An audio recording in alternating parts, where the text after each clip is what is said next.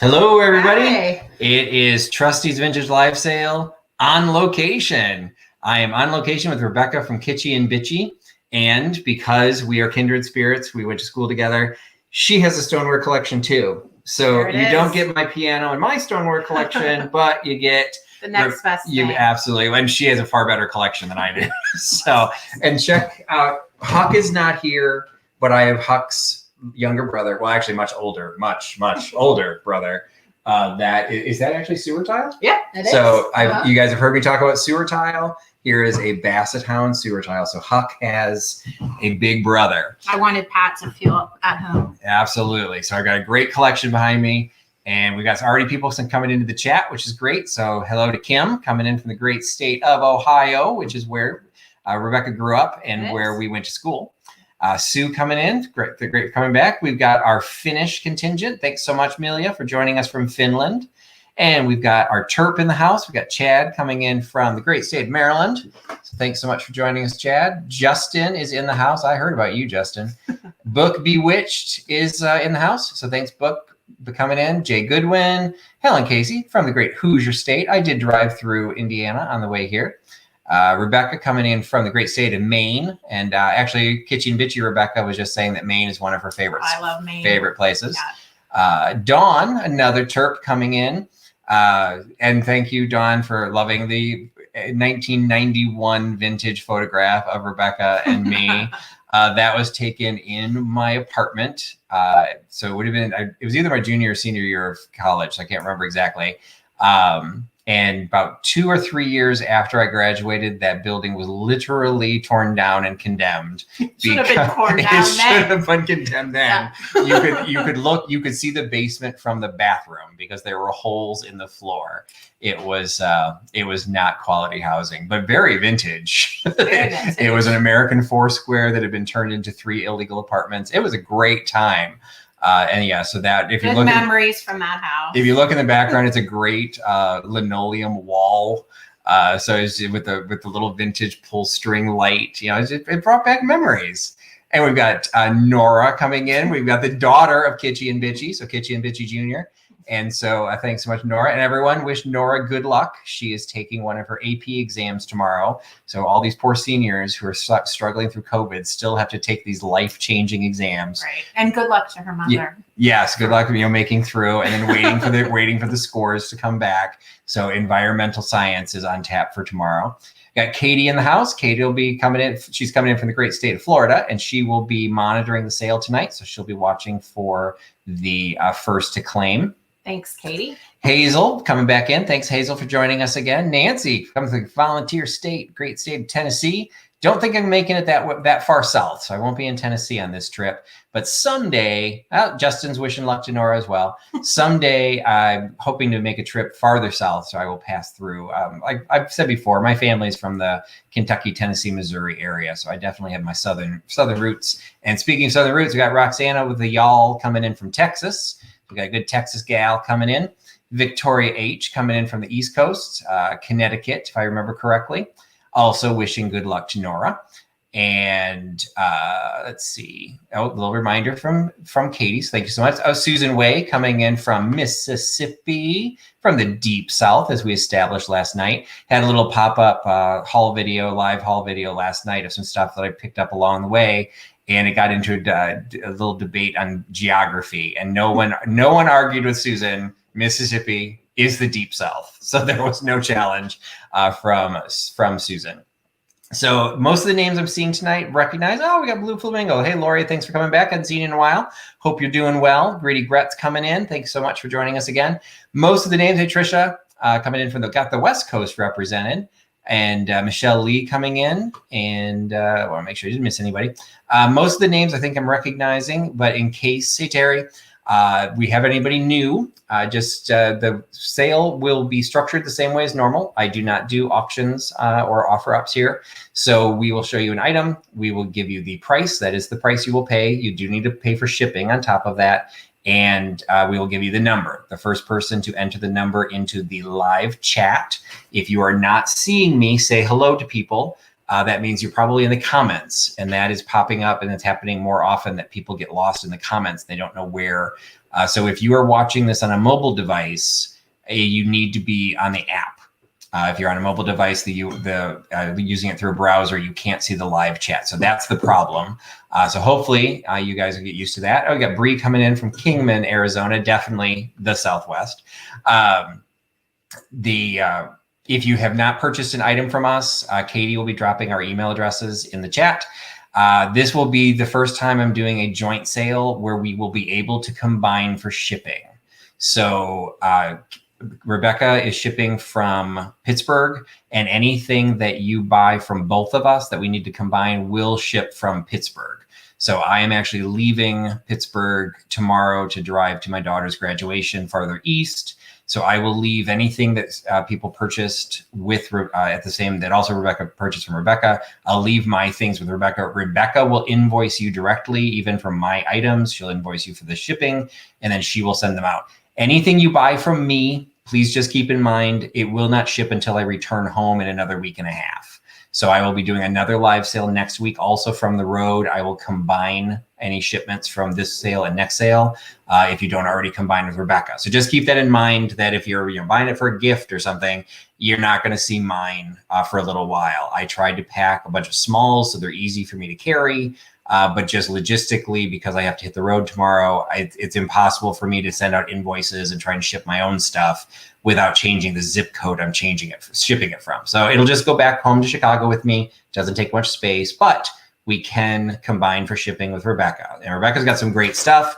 So anything you buy from Rebecca and anything you buy from the combination of the two of us will ship from Pittsburgh. So just keep that in mind. And yes, Michigan, we jumped.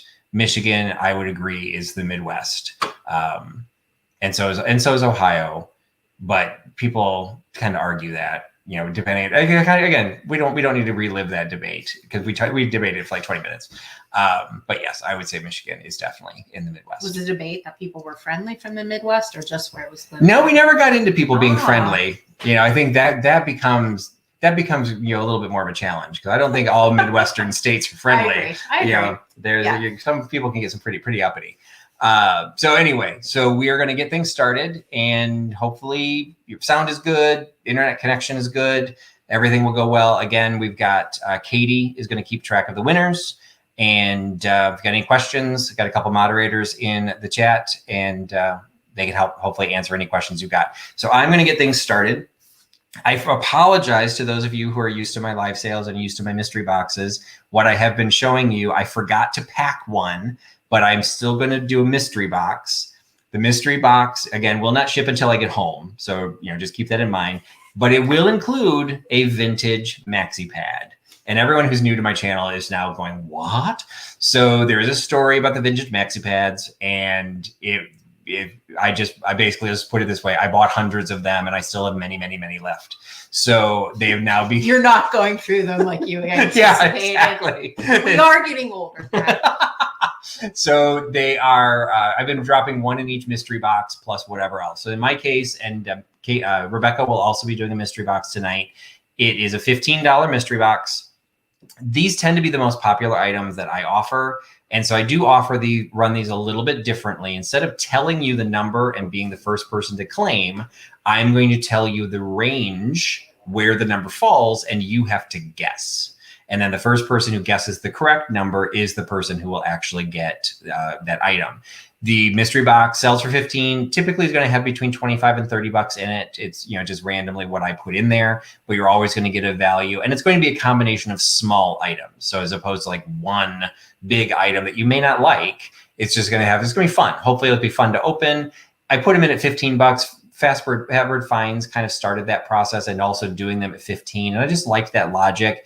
It's only $15, and then I don't create them until I know where they're going to go. So that prevents somebody paying like a huge amount for shipping. So I'll try and keep the shipping always like around $10. If you're closer to me, you'll get a heavier box. So you'll get not necessarily more valuable stuff, but you might get some heavier things. Where if I have to ship to California, because I will be shipping from Chicago when I start shipping on my own. If I have to ship to California, then you might just get lighter weight things, because it costs more to ship distance. So I'll always keep the shipping around $10. The items will be $15, and you have to guess the number. So the number for this mystery box, you can enter as many numbers as you want. Hit the number, hit enter. You just have to, keep guessing, but keep hitting enter to enter the number. The mystery box number falls between 60 and 70. So between 60 and 70 is the mystery box. And if you bring up the video chat there, that's the number we're watching for. Okay. And we will try and watch the first one because I forgot to tell Katie what the mystery box number was. So we have to monitor it on our own. And let's see. And we've got YouTube running on the side and well as StreamYard. We definitely have a winner. Let's see. Yeah, so I've seen the number twice. So we got to figure out who the first one was. Looks like, should we let Katie know or we call it? Yeah, I'll let Katie know really quick. Right. Just because we have had this problem before. Okay. I mean, I think it's this person here. And I think that was the same person I saw. Okay, that's the one I'm thinking too. All right, so we're gonna give Katie a second to confirm it. Check to make sure that we've got the right person. But I always hold the number up so no one feels like I'm trying to play favorites or something. So the number is here. We're just going to end up picking it. And Katie hasn't seen my text yet, so we're gonna live life dangerously between the two locations. It looks like we've got the same winner, and the number was 67. So the first person to grab that was Lori from Blue Flamingo Mercantile. So congratulations, Lori, for picking that up. I can't remember if you've gotten one of my mystery boxes before. Shipping to Florida isn't bad, but it's not cheap. So you'll kind of have like a mid-range weight box. But again, I'll try and keep your shipping around $10. So congratulations to Lori. And I was rambling enough to try and get Katie to catch up. And she agreed that yes, Blue Flamingo Mercantile is the first person. And now we will go on to our regularly scheduled sale with normal items, and we'll let Rebecca kick that off. All right. I think I'll start off with this. So this is a thrift store find. It is a pretty nice vintage Tupperware set. So it has the holder, the salt and pepper shakers, the original tops. These are the flip top shakers. And interestingly enough, online, people actually will call this mid-century modern. Now, is it? No.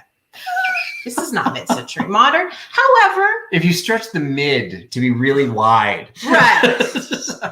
The whole century modern. No, but and I've even heard it called atomic.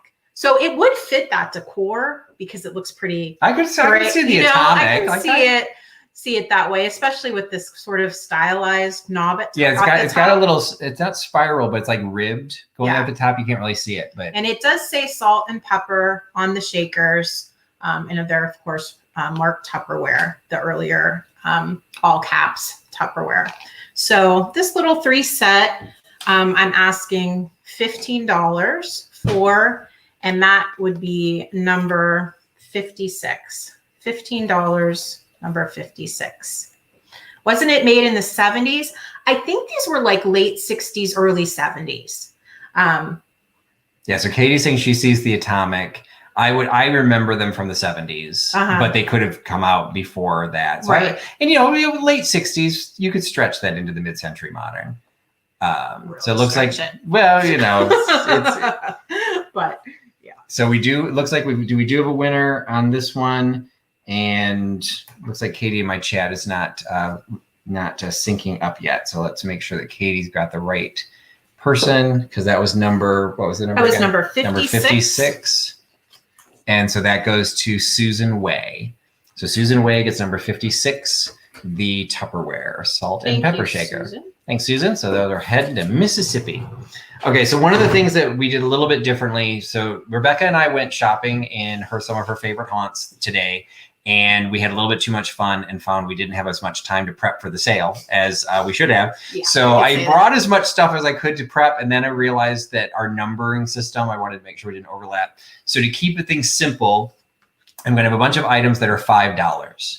So for the $5, if you've joined me for my Trusty Huckster or Trusty Bargain Bin before, I do letters for those. So I had the forethought to go ahead and bring my alphabet letters. So I'm going to go ahead and use those cards. So when I have something for $5, I don't have a card that says $5, but I'm going to show you an alphabet card, and I will say it's 5, but just that'll be a letter. So the first item I have is a $5 item.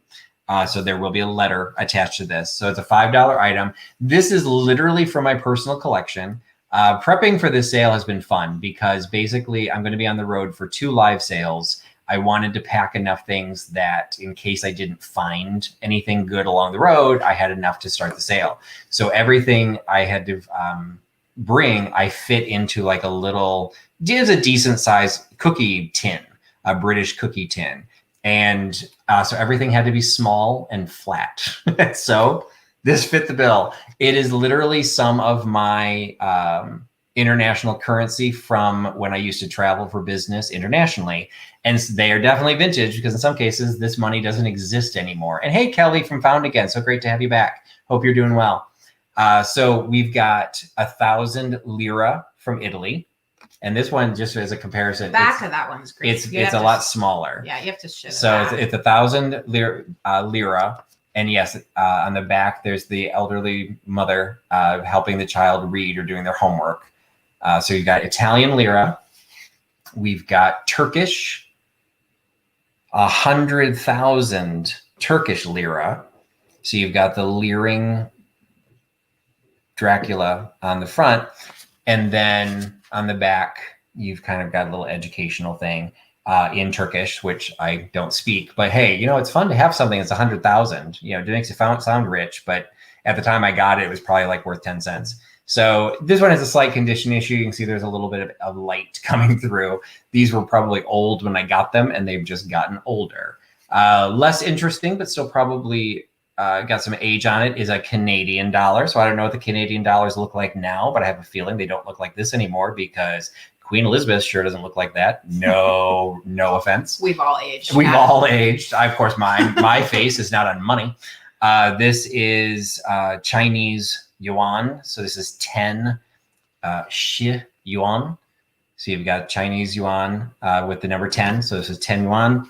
And then this is actually probably worth more than I'm selling the entire lot for, because if I remember correctly, I don't know if what they use now. This is Hong Kong dollars. This is 20 Hong Kong dollars. And the Hong Kong dollar used to be tied to the American dollar. So this is worth like a $20 bill. And it's just been shoved in a wallet. I don't even know if they'd take it anymore because, again, this is getting pretty old.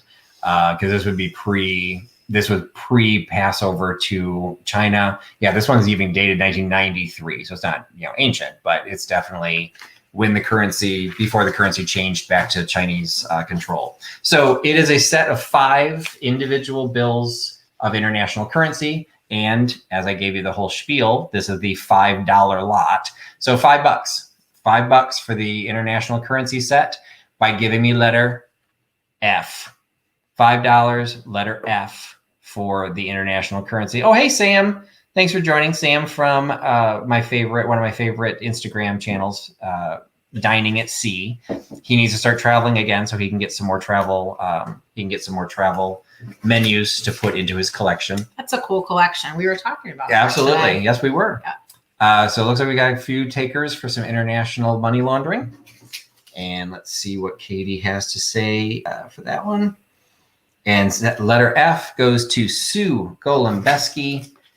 Thank you so much, Sue. You pick up the international currency. All right. The next item I have is your typical sort of freebie glass or souvenir glass. Now, I was trying to find the age of this. This is Dairy Queen. Are Dairy Queens everywhere? Or they're Midwest? They're in Illinois. Okay. I grew up near Dairy Queen, so I always gravitate towards Dairy Queen items. We used to walk to it. And I was trying to find the age on this one because this particular girl or whatnot, she's like Dutch, was discontinued. It looked like in the early 80s. So I thought she was particularly cute. Dairy Queen. It's a tad faded, but other than that, in excellent condition. No chips or cracks. And this was made in the American DQ Corporation. So unique to their company. So just a cute little glass, I think would be cute in a summer display.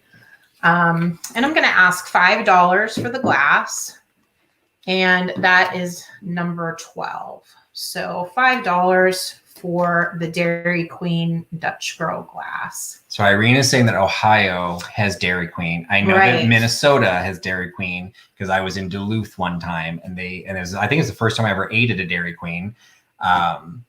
So that's northern Minnesota. So they're definitely, and okay, Debbie's saying they've got them in Indiana. So it's definitely a Midwest thing. Definitely Midwest again. So they call them Texas stop signs? That might be an answer to a different question. So I don't know if they have them in Texas. Yeah. Georgia has them. Okay, so it does go south. Okay. So we got Michigan. West Coast has them too. All right. So. All right. Very good. All right. Next item. This wasn't planned. It just kind of happened. The next item is actually another international themed item. This one happens to be. This actually is from a costume. I got these as part of a costume or a prop that I did back several years ago. I'm trying to think what show this was in, but I had a beret, and in the beret I had these little Soviet pins, and so I went to eBay to buy them, and I bought them as a small lot, and so these are the pins that I did not use. So we've got a little Soviet, and these are all Soviet era. So we've got a little Soviet pin medallion with the hammer and sickle symbol in the middle. And then, see, I meant to translate these before I got here, but Gruzinskaya. I don't know what Gruzinskaya is, but that is the Cyrillic alphabet. And I know enough of it to be able to say it phonetically. If Greg were here from Blue Feather Mercantile, he would be able to translate it because he actually worked for the Language Institute, but whatever. So you've got the little, and it does have the old pin back. There's no safety clasp or anything. So you see there's a little pin back on that one. And then I also have a Lenin pin, a very small silver tone. You got the little profile of Lenin, just what every good Midwestern guy needs. So you've got a little Lenin pin, and then you say also that has the old style. But it's like old, like these are probably 80s is when these would have been common. And then the other piece that I had was actually it's a button, and it says Misc Tump. And I don't know what that means, but on the front, you also have a little hammer and sickle. And it is what is this called? A shank back, I think. It's a button. It is a button, but it's got that little hoop thing to be able to stitch onto it. So I think that's called a shank. This was purchased at the same time because I also had a vest. Oh, I remember what it was. It's for a play that was called The Butler Did It, and I played a theater director. So I had a beret and I had a vest. So it is a set of these 3 Soviet era pins. They're relatively small. They can go on your own little beret. They can go on your own vest. Put them in a book bag. They're just kind of cool.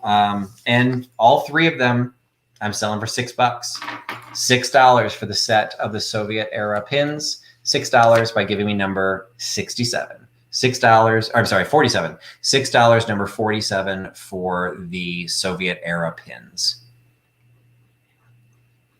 All right, Nora's asking questions. Nora's asking questions?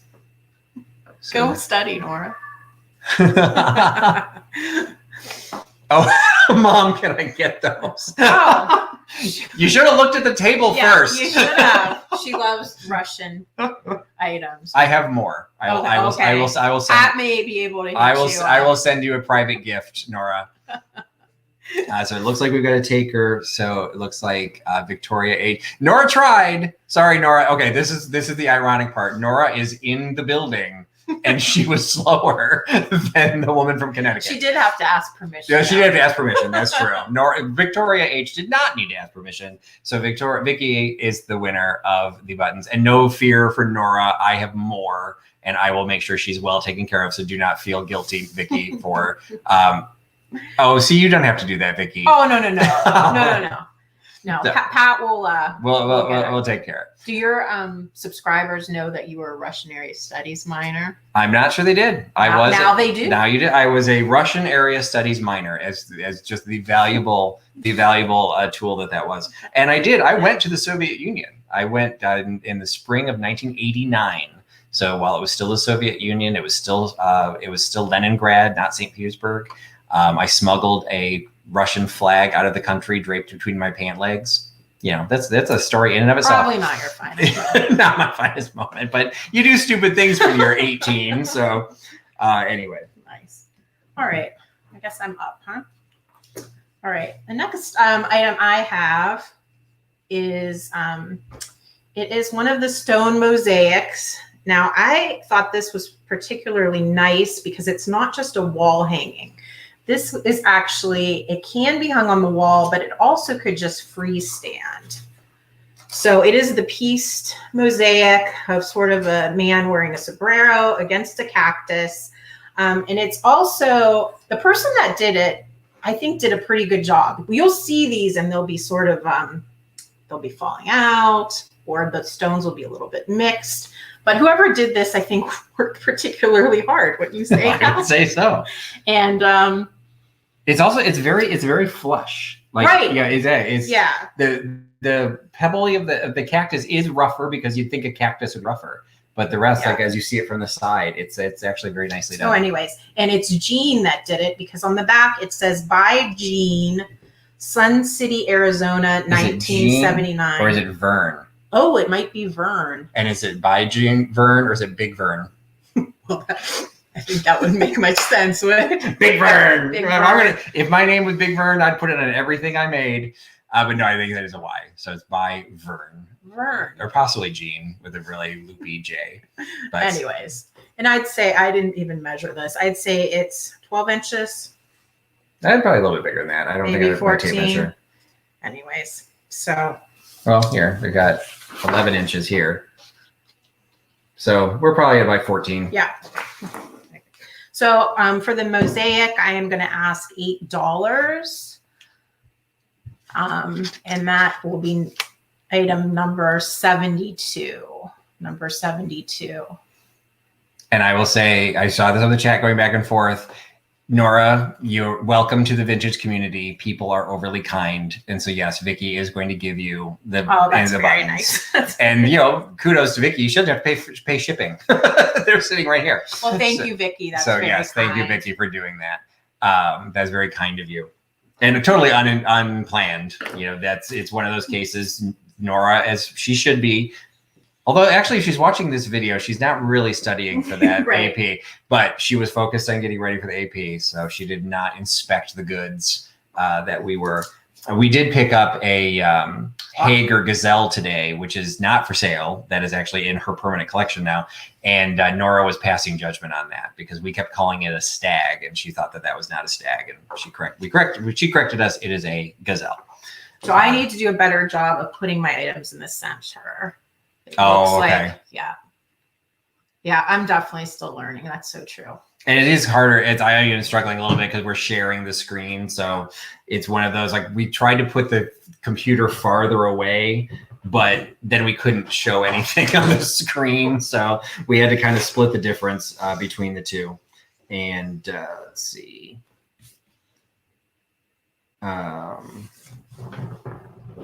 So it looks like we may not have had any takers yet on the pebble. Perfect. So the next item I've got is the first. I actually have a couple of these. I have my first brooch.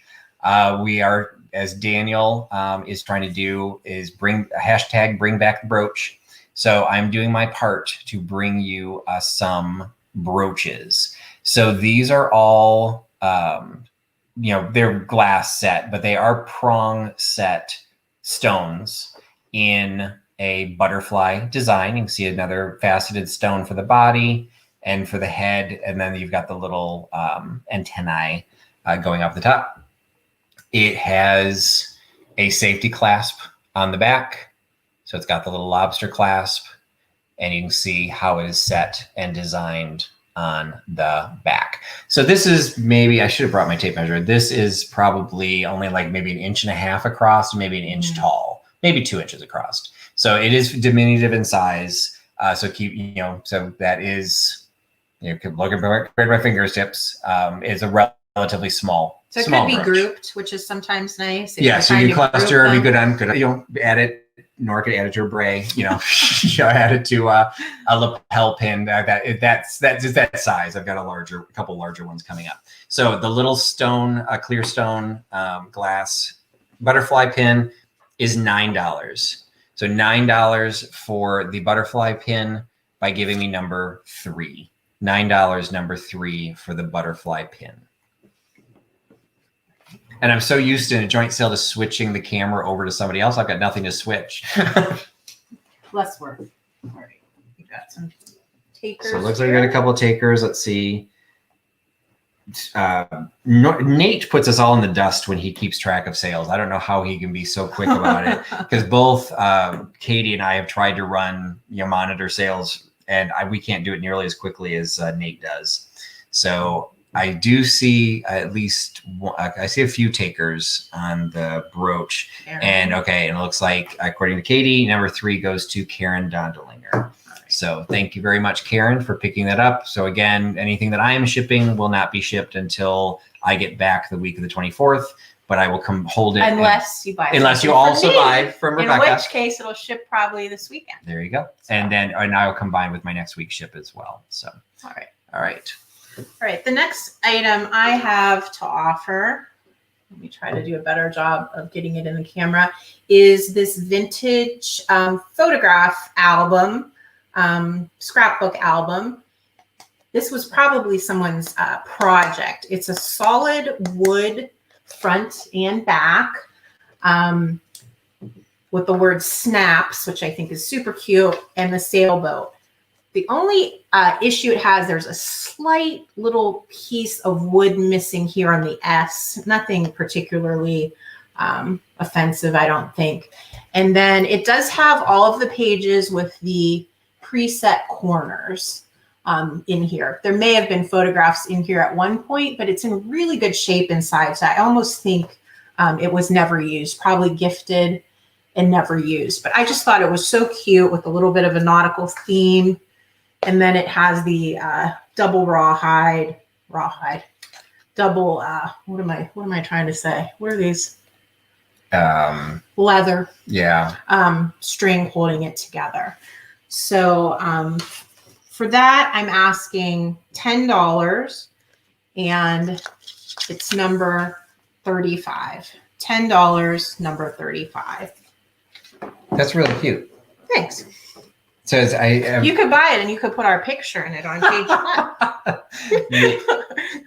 So I'm trying, if that's trying to become like a sailor's knot, with the sailboat. I don't know. It's nicely done for, a home project. And it looks like we've got a taker for that. So let's see. I always hesitate to say anything, but it looks like, so yeah, number 35 goes to Terry Candelero. So congratulations, Terry. Thank you for picking that up. Thank you, Terry. All right, next item is another $5 item. So we'll have another alphabet card coming up. I saw this and I thought this was super cute. And I just figured this was one of those, sometimes when I bring things into a live sale, in some cases it's because it's not really worth listing on eBay or Etsy, because then you're paying fees and you have to do all the photography, and it just doesn't sell for enough money to really justify it. For a live sale, if it's quirky enough, I think it's just fun to have come into the mix. So I forgot to bring my vintage maxi pads, but you can still get your coverage. This is a hair net made of Invisitex, and then it says human hair. Now, I do not know why it says human hair on the bottom, but that's definitely what it looks like is coming out of this bag. It's got the little cellophane folder. It is a 30s style, like you can see in the picture, the way the bob of her hair. So era, I would say that we're in the 30s. It was sold exclusively at FW Woolworth Company stores. I don't know if there's multiples in here or if it fell apart. I didn't get into that much detail because I'm not modeling this, so I'm sorry. To me, the selling point of this is the condition of the wrapper. Yeah, really cute. It's like an envelope style. You can kind of see that's what the little bob head thing. It's like the flap of an envelope, and so it's even cut and folded like an envelope. So you've got some great graphics on the back, but this, in a frame or propped up, just in the background of a vignette. She's got a great look. I would say, would you say 30s? Yeah, 30s, 20s, maybe even but 20s with the dress on the front. Yeah, because what she's wearing and that bob of that style of hair, we're definitely. And it was 3 nets for 25 cents or 10 each, so there might be 3 in here. So anyway, so it's a regular double mesh. I'd never seen this before. I'd never heard of Invisitex, but you get the whole story of Invisitex right on the back. Yeah. So Katie's saying 20s as well. I don't come across things in the 20s that often, so I usually default to the 30s. But I would say, yeah, that dress and that hair. I know we're preaching to the choir, but how cute are the packagings, vintage packaging, compared to today? Yeah, so much more thoughts going into that. All you graphic designers, Mary Beth, you need to bring back this look, because it wouldn't be any more expensive to make this than to make something else. And I will just say, from a guy's perspective, I think she's just as sexy as somebody who has almost nothing on. It's just very form-fitting clothing. I don't know if you really want to have sex. You're not really sexy selling these weird ass hair nets, but But you don't want your hair to get in the way. But it's like it might get in the way. If you use these hair nets, you will look like that. That's right. So that's what we got going. So again, this is a $5 item. So $5. Hey, Scott. So $5. See, Scott heard us talking about the 1920s, and his ears started burning, and he dialed in, because Scott is the king of the Deco era. Oh. So Scott, I think your hair might be a little short for the need of the hairnet, and I'm right behind you. But they are available. It's part of the $5 package, so it's $5 for the little envelope of hairnets. Only $5? That's so good, Pat. Look at my little fellow huckster here. So $5 for the little envelope of the hairnets by giving me letter J. $5, letter J for the hairnets.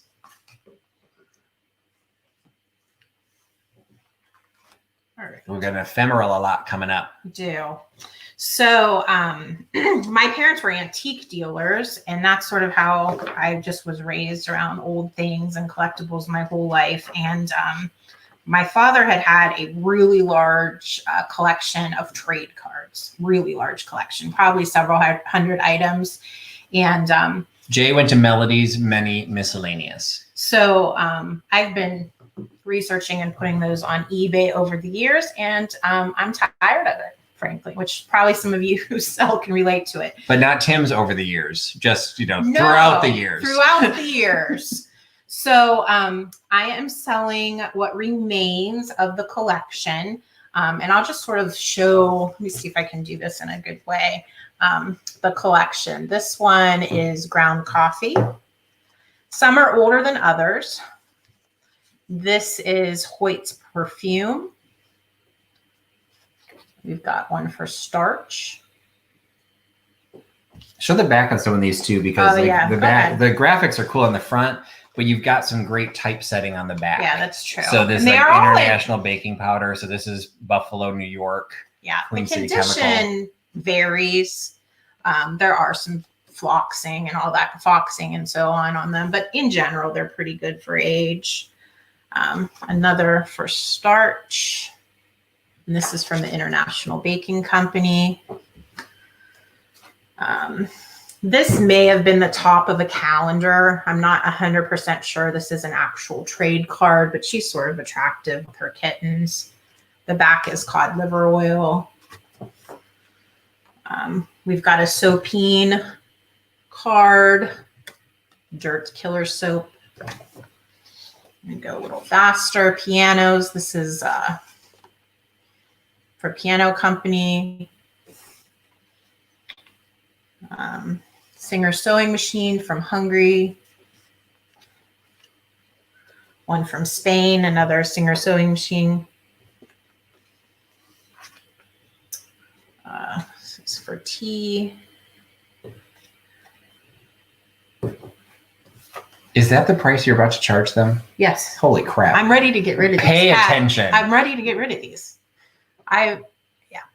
Bell's Cologne. Refresh your feeds now.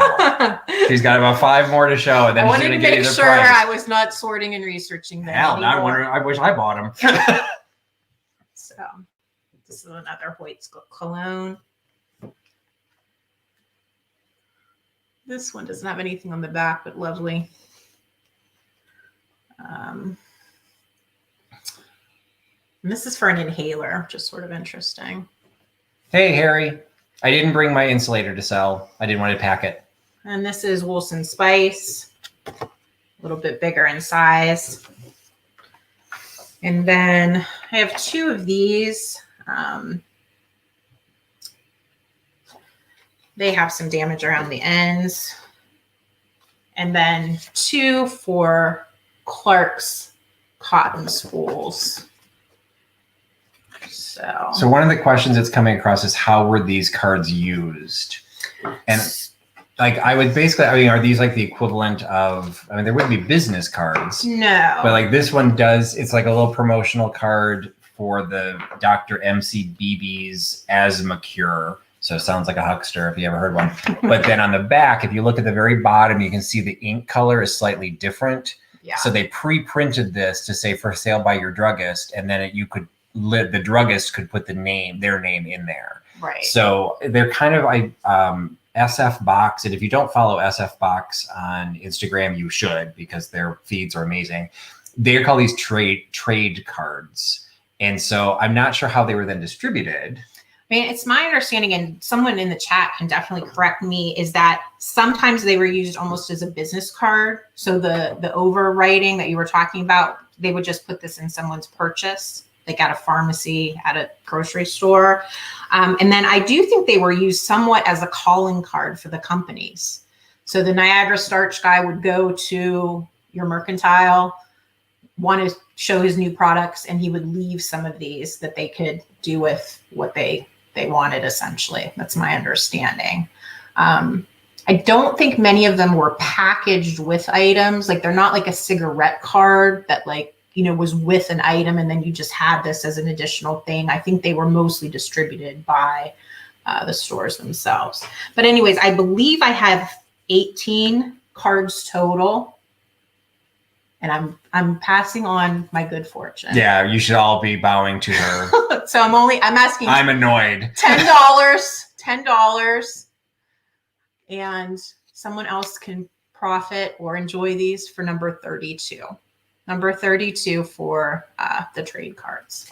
Katie is really upset that she's moderating right now because she would have absolutely bought those. Advertising too. So we'll let Katie catch up because, as expected, you broke the internet. That's all right. That's good. So let's see if we can get to the front of the line. Let's see what Katie sees. So it looks like, yeah, she and I see the same thing. So it looks like number 32 goes to Gritty Gret. So congratulations, Gritty Gret.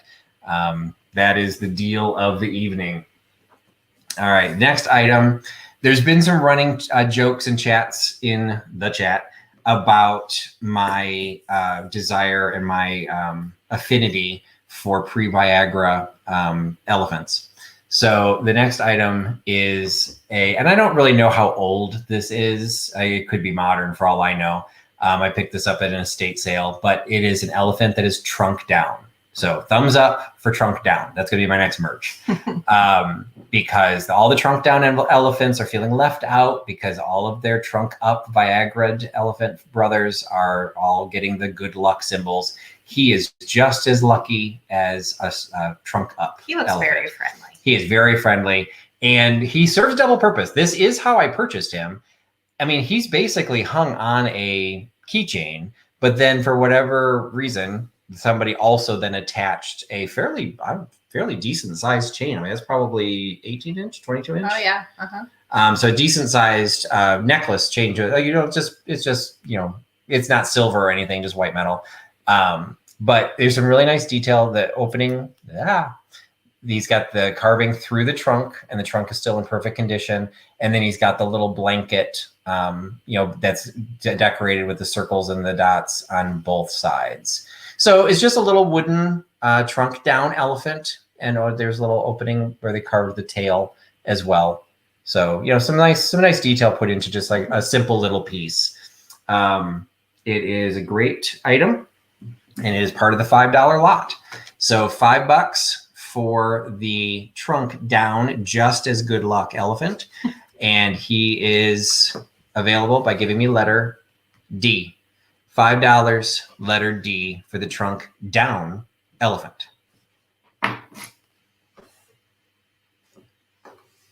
Great. So Patrick was telling me he recently had a deep dive of Longaberger Baskets. Because she never watches my videos. That is not true. That is absolutely a lie. That is a lie. Here's what happens. She listens to them in the car. So I get in the car to go shopping with her today, and I'm hearing my voice. It was quite disturbing. That's right. So that is true. I do watch most of Patrick's videos along with a lot of other YouTubers, but I don't catch much at night because I have 2 teenagers that I'm running all over the place. But anyway, so I'm very behind on the deep dives, but I'll get to them. Anyway, so he was saying he just had a Longaberger deep dive, and that triggered me to realize I have a huge amount of Longabergers in my basement, in my death pile to list. So he thought maybe I should try to put a few in the sale tonight. So I'm going to do a lot of 2. Where am I here? A lot of 2. There we go. Just trying to hit me in the face. That'll get him right in the center. This is a tea basket. It is the darker stain. So these are both from the 80s. This one is dated, looks like 85 or 86. The darker stains, leather handles. And then this, I believe, if my memory serves me right, is the small darning basket. That might be incorrect, but I'm pretty sure it is. The small darning basket. This one has its liner, which is like a red-green check, and its protector, the plastic protector. This one is dated 85, so maybe they're both 85. This one has a few little damage issues, nothing major. There's a little bit of a splint problem on this one on the bottom. And what's worth noting, since Rebecca can't say this since she didn't watch my deep dive, because these are the earlier ones, they are still stamped Longaberger, but they just say Longaberger Baskets, hand woven USA. They don't say Dresden, Ohio. Right. So these are the pre-Dresden establishment, and definitely the more desirable side because of the age. Yeah. And this one is perfect if you want to put your coffee, what are they called? Liners? What am I thinking of? Coffee filters. Oh, sorry. filters. Yeah. Coffee filters in. So looking at the lot of 2, I'm asking $25 for the lot of 2. I'm getting worse at this instead of better. Number 92. So $25 for number 92 for the 2 vintage Longabergers. So my next item was actually something I was going to include either my last sale or the one before that. I did a collection of vintage patterns in honor of the show and tell that Katie did with Martha from Vintage Conversation. And I had picked this up to go in that batch because I sold a set of vintage patterns plus a pair of pinking shears, and it would have included this, but my concern was that the price for the lot was going to become too expensive. So I ended up separating this one out, and I'm selling it on its own. And just highlight number 92, the pair of Longaberger baskets went to 4 Sandy's Lilacs. Thank you, Sandy. So congratulations, Sandy, and those will be heading to you in Michigan. So this one is the quick, easy way darner. So it says this one, and I felt that this was an easier one to take away from the lot because this technically is tied more to the sewing machine, where I felt the pinking shears was a more direct correlation to the patterns. So you've got this little vintage box. It's got the quick, easy way darner, fits any sewing machine, and then it's got the button holder. This entire box once sold for $1. And then on the back, you've got its applications. So you've got quilting, applique, mending, zippers, buttons. The box is a little rough. The front is in decent condition. The back looks like it maybe have gotten wet at some point, so there's a little bit of wrinkling. And then the tool itself is inside with the instructions. So you've got what basically looks to me like a canning lid. So I'm not 100% sure because I haven't read the directions. But you've got plain or fancy quilting, add professional touch.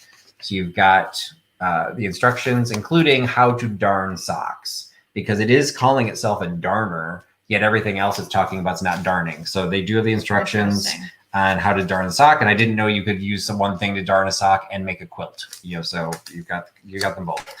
This is, I'm not 100% sure belongs in here because this is saying the marble stitcher, and that looks like an attachment that's not in this box. So this might have just gotten combined at some point. I picked this up at an estate sale, and I didn't open it until I got home. So that one I don't think, but it's still kind of cool. And that, I think that graphic right there actually looks pretty cool. So this would be one of those cases like Katie's got an ephemera bowl. This would be kind of cute because there's just the cool colors coming out. And then this piece is, again, another set of instructions that was inside. This is talking about shirring and applique. I don't even know what shirring is, but it is also connected to the that Marvel stitcher thing. So, and this, it's a black and white version, but I don't think it might be the same as the colored one, but it's not a copy, or if it was, it's an old copy. And it's from St. Louis, Missouri. There is no zip code on this one or on the box. So I'm going to assume this dates prior to 1963. Certainly no UPC label, but there's no other dates on this. It's just kind of cool. It's part of the $5 lot. So it's the quick and easy way darning tool, buttonholer, fits any machine. So you got graphics on all sides. It is $5 for everything I just showed by giving me letter H. $5, letter H for the darning tool assortment and instructions. Interestingly enough, I don't know how our Venn diagrams of people we follow on Instagram, but there are 2 companies now. And when I mean companies, these are like 1 or 2 people out of Pittsburgh that do mending as a service. And it's very interesting. They would love this darner. They mend vintage clothes. So you would pay them a fee, and then they do a beautiful job that the things turn out like really creatively. They'll do like your favorite jeans, that kind of thing. That's what it reminded me of. And this just fell out. I never saw this. So you get this. I will see who is the winner. I think it was, it's Melody. So this you get too. This was just because of the way the box was folded. It hadn't fallen out. It's a buttonhole gauge, cool. Which I was gonna say, I think that's actually pretty cool all by itself. It's just like a little card. Yeah. So that's included with all the instructions. So letter H goes to Melody Menny's Miscellaneous. Congratulations, Melanie, for picking that up. All right, the next item I have is this cocktail shaker. This cocktail shaker is a numerology themed cocktail shaker. Did you buy that today? No. Did you see this today? Yes. Now, I almost bought it. Here's the funny thing about these. So years ago, I bought one of these for my husband, the same design. And then I picked this up at the thrift maybe a month ago. Second one I had seen. I saw one today. It might have been the same one you saw. So I don't know. It's a cool design. I thought it was super rare, but obviously maybe not as rare, although we're in the circles of going to thrift stores and antique shops today. But it says you can figure it out in a flash. Use your own birthday to arrive at the number that belongs especially to you. And it has the various numbers: reliable, gracious, powerful. Pretty cool shaker. And it's a pretty substantial shaker, wouldn't you say? Oh yeah, that would be the party shaker. Like that'd make like 4 martinis, if not more. Right. So I think it's pretty interesting item. And I'll just leave it at that. So I'm asking $15 for the shaker. More than that. Yeah. To get a home. So $15 for the vintage numerology shaker, and that would be number 19. All right, as promised, I have another brooch. So this one is getting slightly larger. This one is probably, I had an opportunity to pick up a collection of them. This is probably my favorite in the entire collection. Just like the white butterfly one, this one is not marked. And so I've got no history or background on it, but it is, hopefully you can tell, it is a combination of purple stones and red stones. Now, what's interesting is, I would say so the larger stones are the red. And so they are, they're just glass. These are not semi or precious stones. So those would be the equivalent to the garnets. And then what's showing up blue on the screen is more lavender. Yeah, like it's a darker. For some reason the color is not. It's coming up kind of bluish. It's not blue. It's a purple. It's just a really light purple. So like I said, more like a lavender color. So you can see they're all prong set. So this is a really nicely made pin. It does have the safety clasp on the back, and it's all mounted onto the gold tone ring that then all of the stone clusters are then attached to. It's in perfect condition. All of the prongs are still there. This one, no, I have one that can also be worn as a pendant. This is not. This is just a brooch. So this is for you, Daniel. # bring back the brooch. We've got the red and the purple cluster brooch for $13. $13 for the red and purple brooch by giving me number 4. $13, number 4 for the red and the purple brooch. Great. All right. Next item I have is a green depression glass tray. I would say this is about 10 inches by 10 inch tray. It does glow. We're a good team, Patrick. Sorry. This and we've got a couple of bright lights going on in here. There's a very good deep glow on this one, and I've not seen this pattern before. No, I haven't either. In fact, I was trying to figure out what this was used for, if it was just used as a tray for food, or if it was a dresser tray, or maybe even a tray that the refrigerator boxes would sit on, although it's a little bit fancy for that. So I know I would tend to use it possibly as a dresser tray. It's attractive enough, I think, for those purposes, and certainly has a nice glow. It has nice stylized handles with like a thicker rim on each side. So just a nice green. And is it cut from the back? It does. Or no, it's molded in the back. Yeah. So, so the tray I'm asking $12 for. And that would be number 17. So number 17 is the green depression glass tray. All right, the next item. So this is from, it's been a few sales now. I did this, it's probably been at least a month. I had found an estate sale that had a series of Cracker Jack toys, and I picked up as many of them as I could. And it's actually one of the last ones I've got. I think I've got 2 in the sale tonight. And so this is one of the last ones. And let's see, looks like, go ahead and find the winner here for number 17. Got a lot of takers, and looks like Brooch is picking up the uranium glass from the archive. So congratulations, Brooch. Thank you, Brooch. Thanks for picking that up. So this is one of the items. So this is another Cracker Jack. Now this is like some of the other ones that I had sold. This one does not have any specific indication on it that it is Cracker Jack. The other ones I'm going to sell, the other lot I'm having, those say Cracker Jack on them. This one does not. So it's kind of like a educated guess based on what it is, what I found listed on eBay, and just the size and all that kind of stuff. So what this one is, it is another pin. I didn't realize I was bringing so much brooch. We could bring a whole different kind of brooch back this time. It is the Lone Ranger Safety Scout with silver cup on it, which I guess Hi-Ho Silver, was that short for Silver Cup?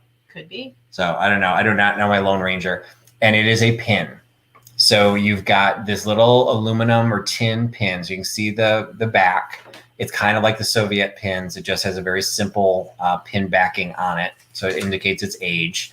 The Lone Ranger puts us into the 50s. I don't think it was in the 60s. Was it 50s? I think it's, 50s. 50s, maybe 60s. So I don't know. Like, let the chat tell us. It's definitely before my time. I remember listening to it on the radio when we went camping. So one of the many horrors of my life. And it's the safety, like what did I just say? It was a safety scout.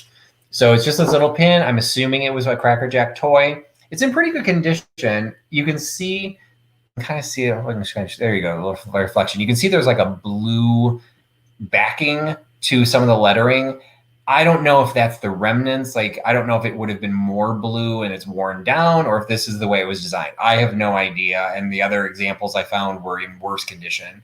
So, but they all had a blue tint to them. And then the back is actually pretty good. It's not, not a lot of rust. It's in pretty decent condition. And just like the other Cracker Jack toys, I am selling the Lone Ranger for $5.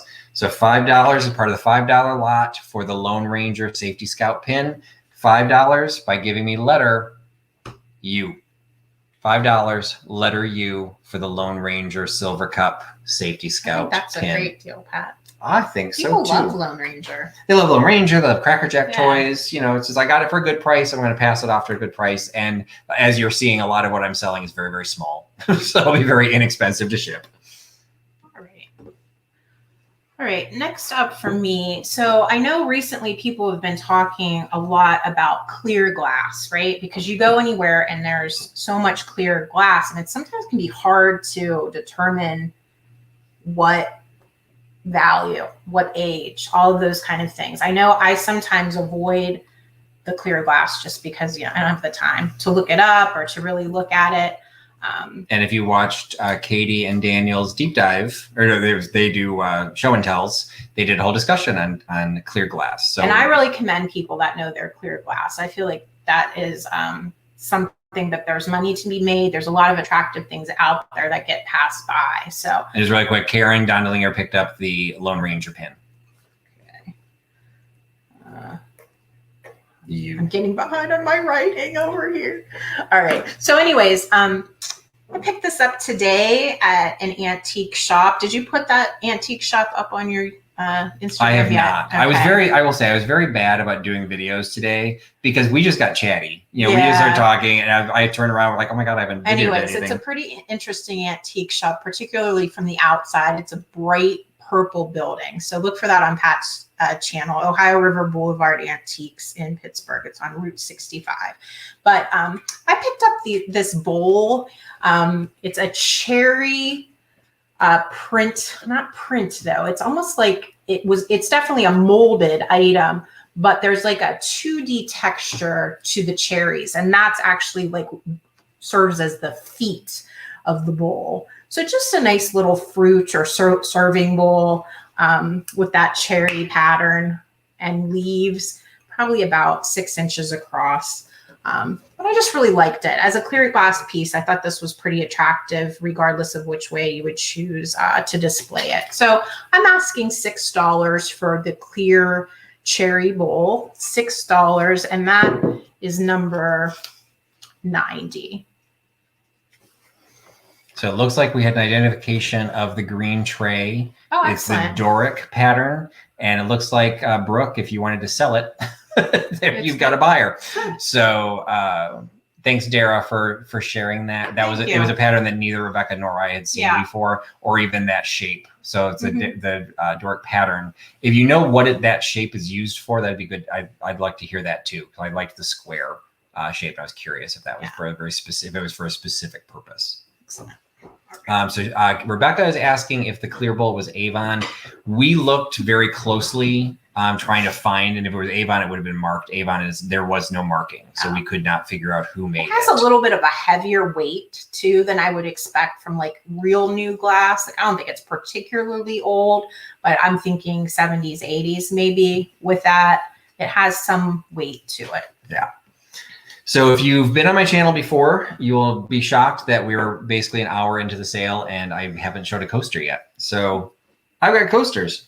So these coasters are, I'm pretty sure they are Pimpernel, but they are not marked Pimpernel. But Pimpernel did do a lot of series of these. These are the Dublin series of coasters. So this is a set of 4 coasters. They are all from Dublin, and they all represent buildings from Dublin, historic buildings from Dublin. So this is the Lying In Hospital of Dublin. And then we've got the Great Courtyard of Dublin Castle. And then we've got the Provost's House, Dublin. They all say Dublin right on there. And the Custom House, Dublin. So we've got a set of 4. Usually they'd be done in a set of 6. Unfortunately, I only have the set of 4. I would say that they're Pimpernel. If they're not Pimpernel, they're Cloverleaf. They are that style with the laminated top and then the very thick cork back. So these are the really high quality ones. Pretty much always sell these for the same price. They're $1.50 a piece, which means the set of them is $6. So $6 for the Pimpernel / Cloverleaf style Dublin coasters, $6 by giving me number 91. $6, number 91 for the coasters.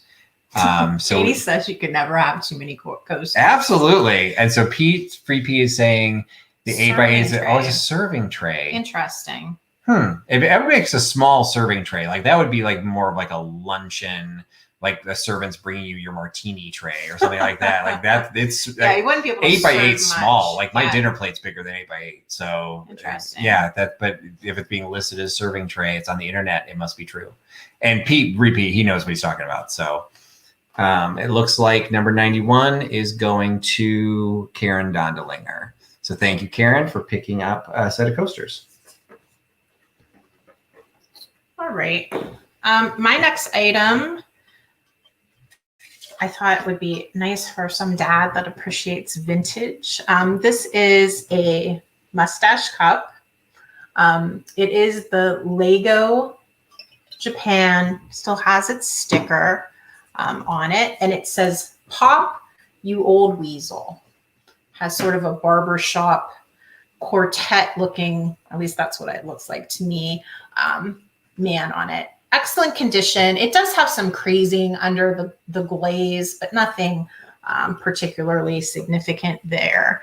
So that's my next offering. Pop Goes the Weasel, men's mug. You could definitely use this mug, even though it's a mustache mug. You could definitely use it for your coffee. It wouldn't preclude you from doing so.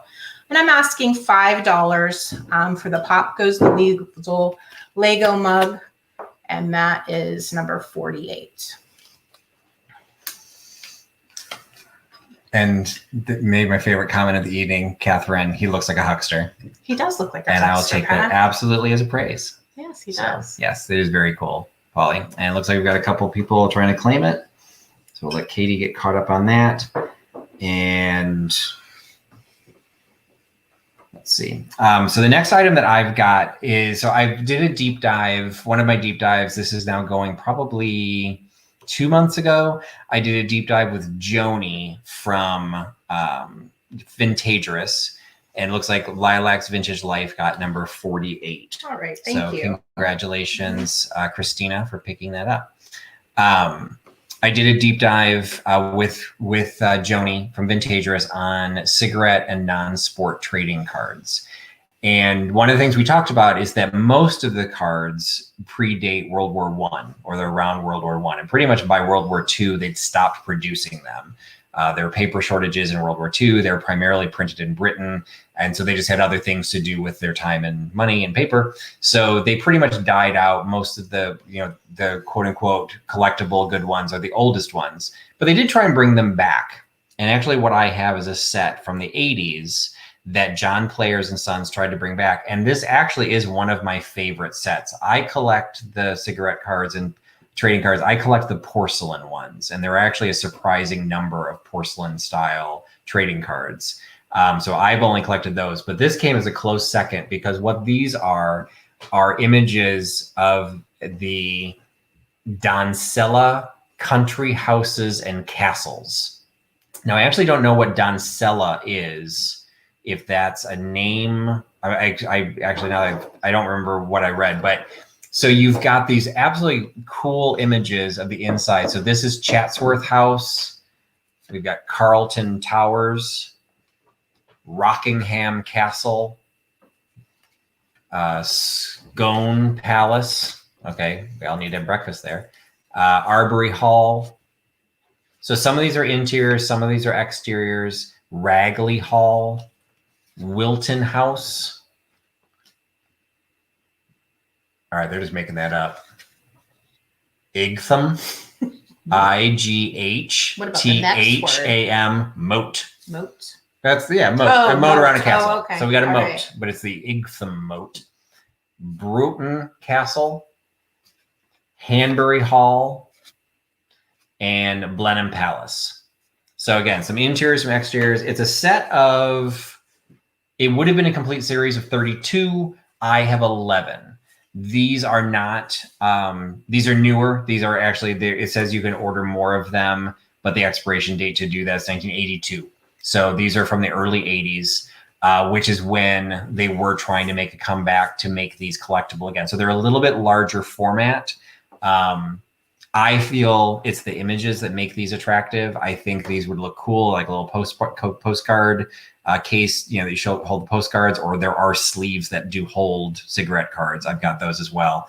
But because they're not as old, they don't sell for as much money. So this is a set of 11. I do not have all 32. This is a set of 11, and I'm including it in the $5 bin.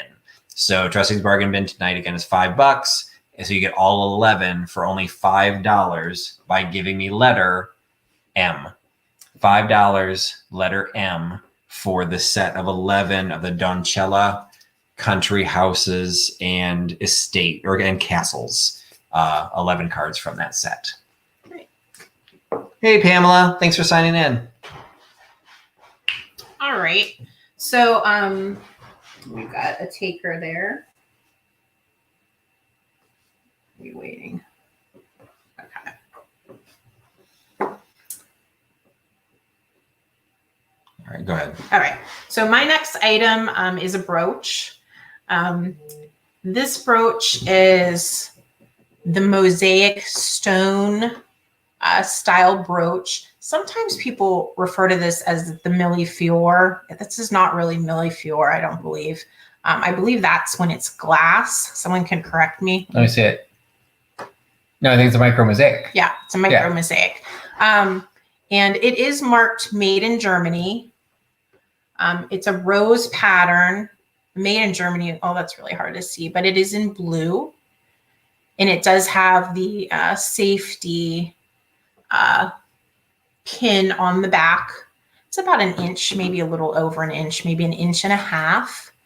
The colors really aren't showing well, but it is, I would say it's reds and oranges. It's a bit brighter than it's showing here on the screen, but a nice German made vintage pin. I'm asking $8 for the micro mosaic pin, and that is number 80. Sorry, I had a few more people sign in. So I don't remember if I said hi to Paula. So I want to say a quick hi to Paula, Michelle Lee. I think I caught Milia before. Sarah Lee, I don't think I caught. So thanks for joining in, Sarah Lee. Jeannie's coming in. Kim from Oh My Vintage said hello to Carrie, or Kelly, Terry. And the winner for the letter M, which was the Castle cigarette cards, that it went to Chad Retro Days. Okay. So thank you, Chad, for picking those up. And number 80, which was the micro mosaic pin, that goes to Karen Dondelinger. So that might be one of the first people that is buying from both of us. So Karen, we will combine purchases, and Rebecca will be able to ship out your items. Sounds good. So let me find, so that was Karen number 80. Right. All right. The next item that I have is, I mentioned earlier, I had the other Cracker Jack lot. So this, I considered selling them separately, and then I just figured if somebody's going to want one, they're going to want both. And so I kept them, I'm keeping them together. And so these are the ones that actually say right on there, they actually say Cracker Jack. So they are little books. So this is the Nurse Clara book. And on the back, it says, "Hi, kids." It has the date of 1968. And then it says Cracker Jack miniature books. I remember these. Do you remember these? I don't. I do. So your parents are far cooler than mine. A little younger than Pat. Bite me. But I do remember these. I remember these little books, and I like them now, but I liked them then as well. And that sort of fits if they were 68. Yeah, so that one's saying 68. This one is also saying, so also what these are saying is they're listed as volumes. Oh. So like the Nurse Clara is volume 3, book 12. And then this one is the rabbit and the turtle. And they're nicely done. It's all colors, the colored. And so this one is also 1968, and this one's volume 3, book 16. Which was that one, 12? 12. So, yeah, so then this one, same thing. So you've got all the images, all of them set up there. So I basically put the two together. Again, it's going to ship really, really lightweight. One of the things, there is a little bit of discoloration. You can see right there at the top, a little bit, down at the bottom, given a little bit of their age. Now, by this time, I do believe that the toys were sealed. Some of the older ones that I found, they actually like when I researched them, they said they didn't used to be coated in anything. They literally just threw the toy in with all the caramel corn. So in some cases you get discoloration because of that. But I would think by the 60s, these would have been they wrapped. Would have packaged. Yeah. So I don't know when they started wrapping. They're in great shape if they were in with any food. They don't look like they. Yeah. So there's a little bit of discoloration, but it's just, because they're older than either of us. So it is the pair. And well, you're getting a deal because I grabbed the wrong card. So I normally was selling my Cracker Jack stuff for $5 a piece. Here you're getting the pair for $8. So you're getting a deal. So $8 for the two. So $8 for the 2 books. And you get that by giving me number 2. That was a coincidence. So number 2, $8 for the 2 Cracker Jack books from 1968. Nice. All right, my next item is another piece of green depression glass. This is also, green depression glass is something that I collected for years and years, and I'm starting to whittle down my collection a little bit. So this is a pretty nice, a little bit heavier ashtray. It does say Pro Tech 2. So PRO-TEC-TO. And it has a patent number.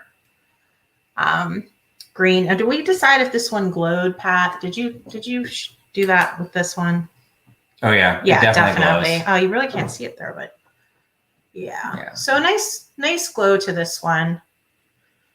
Yeah, it definitely glows. We're just it's a little too bright in the room. Yeah, and this would look good, I think, this way in a display. If you aren't going to use it as an actual ashtray, I think it would be nice in a display in this direction with all these striations. So I'm asking $6 for the depression glass green ashtray, and that's number 42. Number 42 for the green depression ashtray. And Nora asks, my daughter asked, why is the glass so depressed? Interesting. You get the youth perspective. So Halem got number 2, the Cracker Jack books. Okay. So Halem is picking up number 2.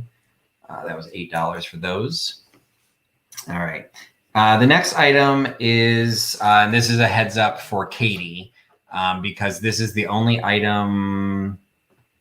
Yeah, I think it's the only item that either one of us has that there's actually a multiple. So this is another set of coasters, but I have 2 identical sets. So you'll have the opportunity of the first 2 people that want to claim these will have access to them. And we are celebrating Christmas in May because this is a Christmas piece. And what they are Hostess coasters. They're the paper coasters for the holidays. So you've got like a polka dot background. They've got a scalloped edge, and you've got a little Christmas tree, a little outdoor Christmas tree, because you've got a little picket fence that runs along it.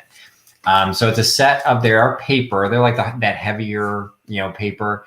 1, 2, 3, 4, 5, 6, 7, 8, 9, 10, 11, 12. So it is a set of 12. I don't know if this was the original packaging. It looks like it's still sealed at the top, but like there's no hang tag or anything. So I'm not really sure how these would have been sold. Both of them pretty much look the same, although this one actually looks like at the top had been opened. But they both have the 12 coasters in them. So I'm selling them as an individual set of 12. So they are the paperboard vintage coasters. There's no design on the back, but the scalloped edge Christmas tree. Because they're paperboard, it is a set of 12, but they're only $4. So $4 for a set of 12, and the first 2 people, and if you want both of them, just try and type the number in really fast twice. But if you, for the first 2 people we see that give this number, you'll each get one of the sets of the coasters, and the number is 10.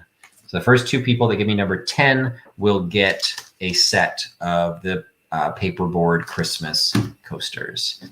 And then I think we had a taker. Yeah, we had a taker on the green ashtray. Tammy Renee Walker is the taker on that. So thank you, Tammy, for picking up the ashtray. There you go. Tammy Renee Walker gets number 42. All right. Next item is. Hey, Pat. Whose turn is it? Oh, I don't know. I'm just gonna keep going. I haven't noticed switch screens. I can't treat yet. I'm teasing you. Go ahead. You want to go? No. All right. I'll go then. So my next item is this set of the 22 karat gold creamer and sugar. This would be an open sugar, so you'd need a little utensil. I don't believe it ever had a lid because the gold, there's some wear here, but the gold is around the top. This one is particularly nice in that it does have a flower pattern. I'm not sure if this is picking it up. You can see it a bit there, I guess. So these are a little bit more desirable with the flower pattern. It's almost like I'd say it's like a daisy pattern, and it is marked. It's marked 22 karat gold. I'm trying to decipher the other word here. Guaranteed, maybe, is the other word on the bottom. So nice little creamer and sugar set, pretty petite set. And I'm asking $7 for that set, and be number 37. So 37 for the cream and sugar set. And it looks like Chad from Retro Days picked up one of the sets of coasters, and then Christina from Lilac's Vintage Life picked up the other set of coasters. Great. So thank you both of you for picking up those items. All right. Now's my turn. Sorry, no, it's my fault. I was just teasing you. I'm used to doing it myself. Let's see. We've got a couple people coming in for number 37, the sugar and the creamer. And I agree, Karen, it was an amazing price. And it looks like Susan Way. So that is heading to Mississippi. So Susan Way gets number 37. For the gold creamer and sugar. Thank you, Susan. All right, the next one I mentioned, this is another set of cigarette cards. Now these go back to the older cigarette cards. So these are, they're from multiple suppliers, but I packaged them together because I think they follow the same theme. So what these are, and in some cases they've been, let me start with the non-tinted ones. So what these are is these are from Senior Service Cigarettes, and they are from the Beautiful Scotland series, and they are photographs. So when the cigarette cards were made, they were actually processed like a photograph of that time. So you can feel the finish like a photograph of that era would have had, and you can see they're curling a little bit because that finish it makes it very rigid, but just on the top. The back is just like a traditional paper. So they treated these and created photographs, and they are photographs of Scotland. So these are four of a series of 48. So we've got Loch Ulsh, and it says down at the bottom what that is. We've got On the River Tilt. So these are all black and white photos, and they're just beautiful photography, but they happen to be done in smaller scale as cigarette cards. Old Ferry House, Totaig, Totaig. That's a good guess. It looks like the town because it says Totaig is situated on Loch Ulsh, so it's a city, I guess. So you've got like a lakeland view, and then Portree, which is, I guess, a village. So you've got 4 of the ones that are in black and white, and then you also have from Cavender's. These are from, like, 2 of them say they're Homeland series then they say right on the real photos. And then the other one is from Cavender's, says Camera Studies, hand-colored real photos. So what these are, they're still photographs. This one, actually, that one's not tinted. That one, This is like more of a sepia tone. So you've got this one, and it doesn't have quite as shiny of a finish on these. So again, this one's Cavender's. And then you've got this one is tinted in the Portsmouth Roads. So you look at the coloring that they did on the ships.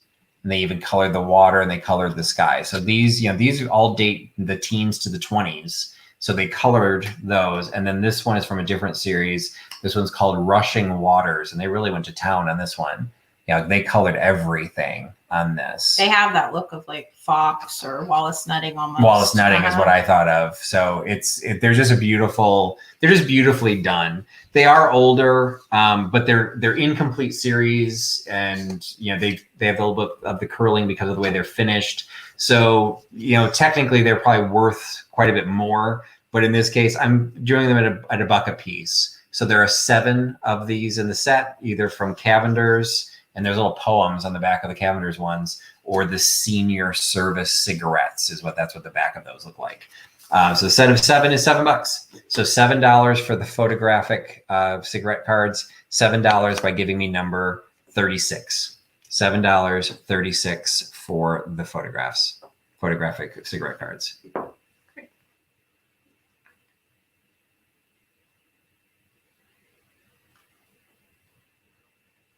All right. Looks like.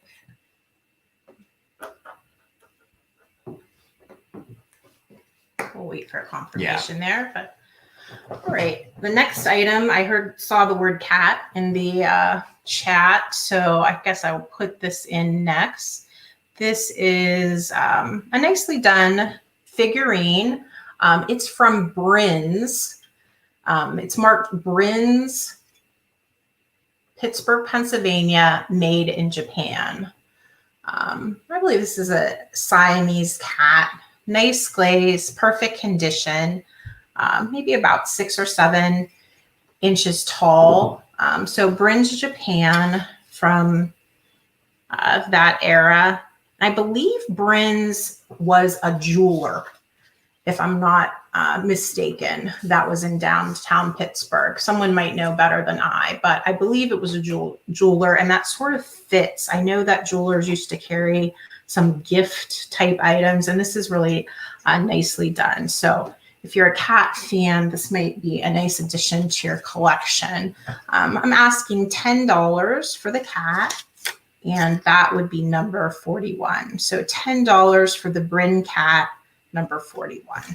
I've carried some of the stuff from Bryn's because they're based in Pennsylvania, aren't they? I think so. Yeah. Now Bryn's, I'm sorry to interrupt you. Bryn's also makes the very stylized mid-century modern cats that are really coveted. Like those the pairs go for over $100 easily on eBay. It may be the same era, even obviously not as coveted, but nicely done like that. And as I understood it, I had carried some Bryn's. They were Amish plates. There was one of an Amish girl, an Amish boy, and then a third one with the buggy. And when I did the research on it, it was one of the first things that I carried. When I did the research on them, it seemed like it's kind of like Takahashi from San Francisco, is that they were retailers or jewelers at the time. They were directly importing these. So like they were kind of contracting them or whatever. Like, so they weren't manufacturing them themselves. They were basically getting them manufactured, but under their name. So that's why you run into them. So, but it's odd because like they're jewelers or they're retailers. And so it's just like Takahashi, where they'll say Takahashi San Francisco, but it's because Takahashi paid for that stuff to get made. And then when it shipped to the United States, it got their label on it. So, but nobody else would have it. So it was just a way for some of those people to kind of lock in a design, because otherwise, you know, if somebody was making that cat, anybody could buy it and carry it. So Bryn would have their own line. So I ran across that with some plates. So it looks like Calypso Antique Cats gets number 41. All right, thank you. All right, the next item I've got is a handkerchief. It's a small, I'd probably say it's a child's handkerchief based on the size, but I don't know if there's a rule of how big these would be. I forgot my tape measure, so I'm using a piece of paper. It is about 8.5 inches across. So it is a square handkerchief of Little Bo Peep. So we've got Little Bo Peep with her staff, searching high and low for her sheep, and they're hiding out of the other corner of the handkerchief. 2 little pink sheep. It's fairly well saturated in the silk screening because that's the backside. So you pretty much the entire image is on both sides. So it's like practically a batik in the way it was made.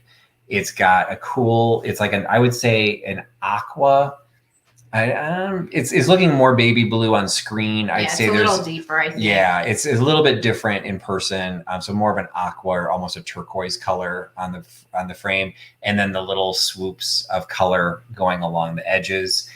There is a little bit. I have not tried to clean the textiles. There are a couple of maybe age spots that I'm not sure would be able to come out or not. But you can see there's a little bit of a dark stain there against one of the swoops in the blue. But overall, it's in really good condition. I'd say it's cotton, not silk, just based on the feel of it. I'd say it's a cotton handkerchief, diminutive size. So again, maybe for a child or just for decorative. But the Little Bo Peep handkerchief, it's only $4. So $4 for the Little Bo Peep handkerchief, $4 by giving me number 55. $4.55 for the Bo Peep handkerchief. Katie's calling it the Huckster Hanky. The Huckster Hanky. Why would that be a Huckster Hanky? Just because you're selling it. I guess because if I'm selling it, it'll be a Huckster Hanky. We like tie a Huckster to just about everything doing that. Because I think the barbershop quartet guy, he looked like a huckster. I don't think Little Bo Peep looks like a huckster, but she's wearing a big hat, so maybe you can't trust a lady in a hat. Possibly. All right. So it looks like Leanne Say is getting number 55. Thank you so much, Leanne. And Leanne, I don't recognize your name, so I do apologize if I just forgetting you. But for anybody who is purchasing an item, Katie is dropping our email addresses into the chat. Just send an email to the respective seller so that we know where you are, so we can calculate your shipping. So thank you so much, Leanne, for picking that up. All right, the next item I have is a lot of 2 vintage merit certificates. And these were given to children, typically by teachers, sometimes by other important people like religious teachers, those kind of things. This one shows, it's almost Victorian in era, 3 children at the dinner table, and it says reward of merit presented to Ollie, looks like Expector. And then the teacher has signed it, and it's definitely pen and ink in terms of what it's signed in. Plain on the back, similar to trade card size, a little smaller than a standard postcard. I'll hold up a little bit closer. Sure. So it looks like, is that a cake? It almost looks like, or something with a cover? Yeah, it's interesting what's on the table. And also that big circle. What's that? Is that a cake? It's like the world's largest orange. Fruit, I get. And I get, those are bottles with liquid. So you got fruit in the background. You got the little, I like the little candelabra in the background. And you can see the name, as it's filled in. So just some really cool, I guess it is. It's just really cool imagery. There was even like the little accent fruit down in the corners. This is another one, again, awarded to Ollie. So Ollie must have been a particularly good student. This one is actually dated, and it's dated copyright 1879. And it says reward of merit, learn to do good, awarded to Ollie, again, Strohsbacher. So set of two Victorian 1800s-ish award certificates.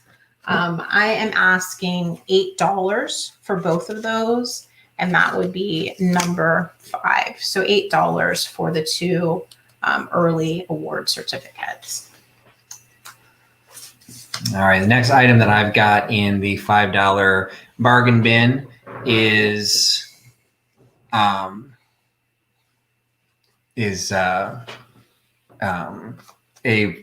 another piece of ephemera.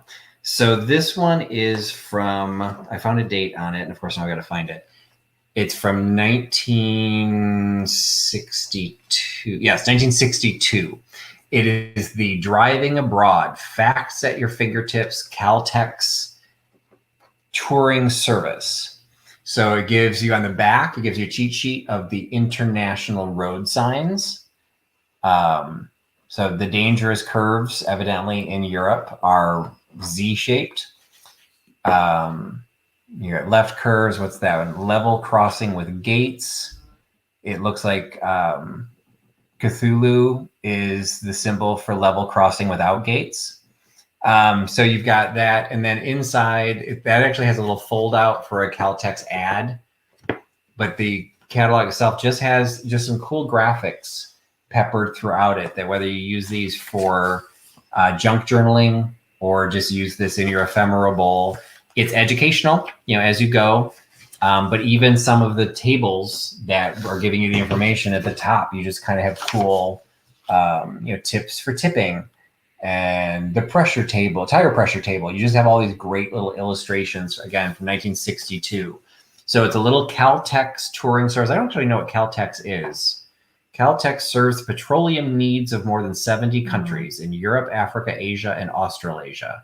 I think these were given at gas stations. That would make sense. Yeah, because my dad owned a service station, and he had. And evidently Caltex is a service station, because there's a little.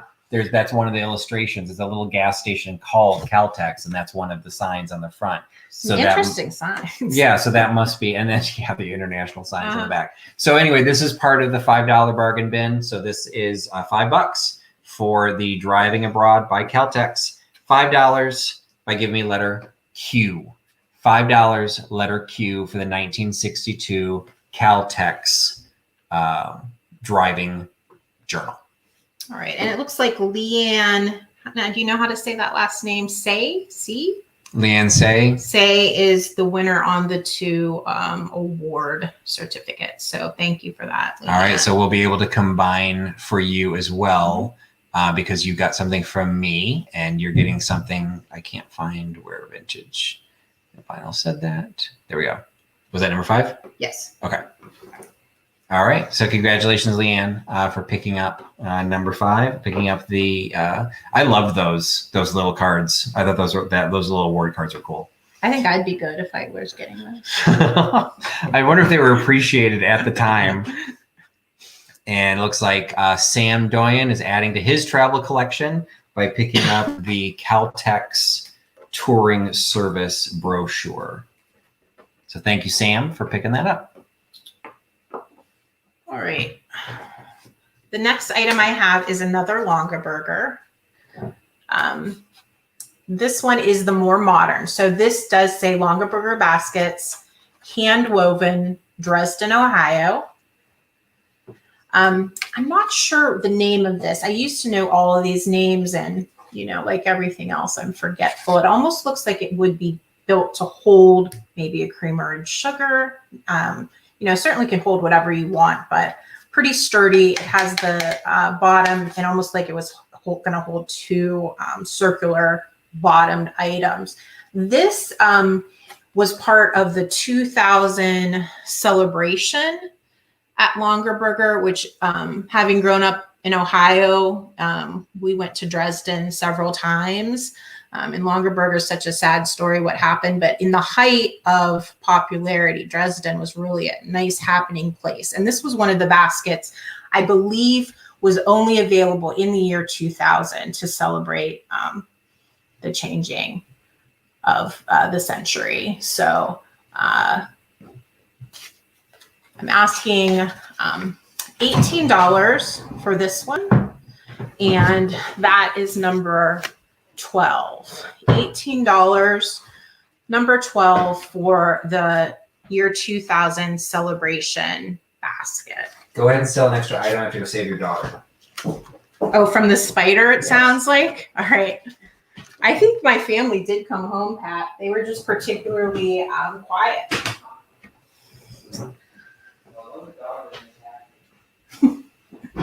All right.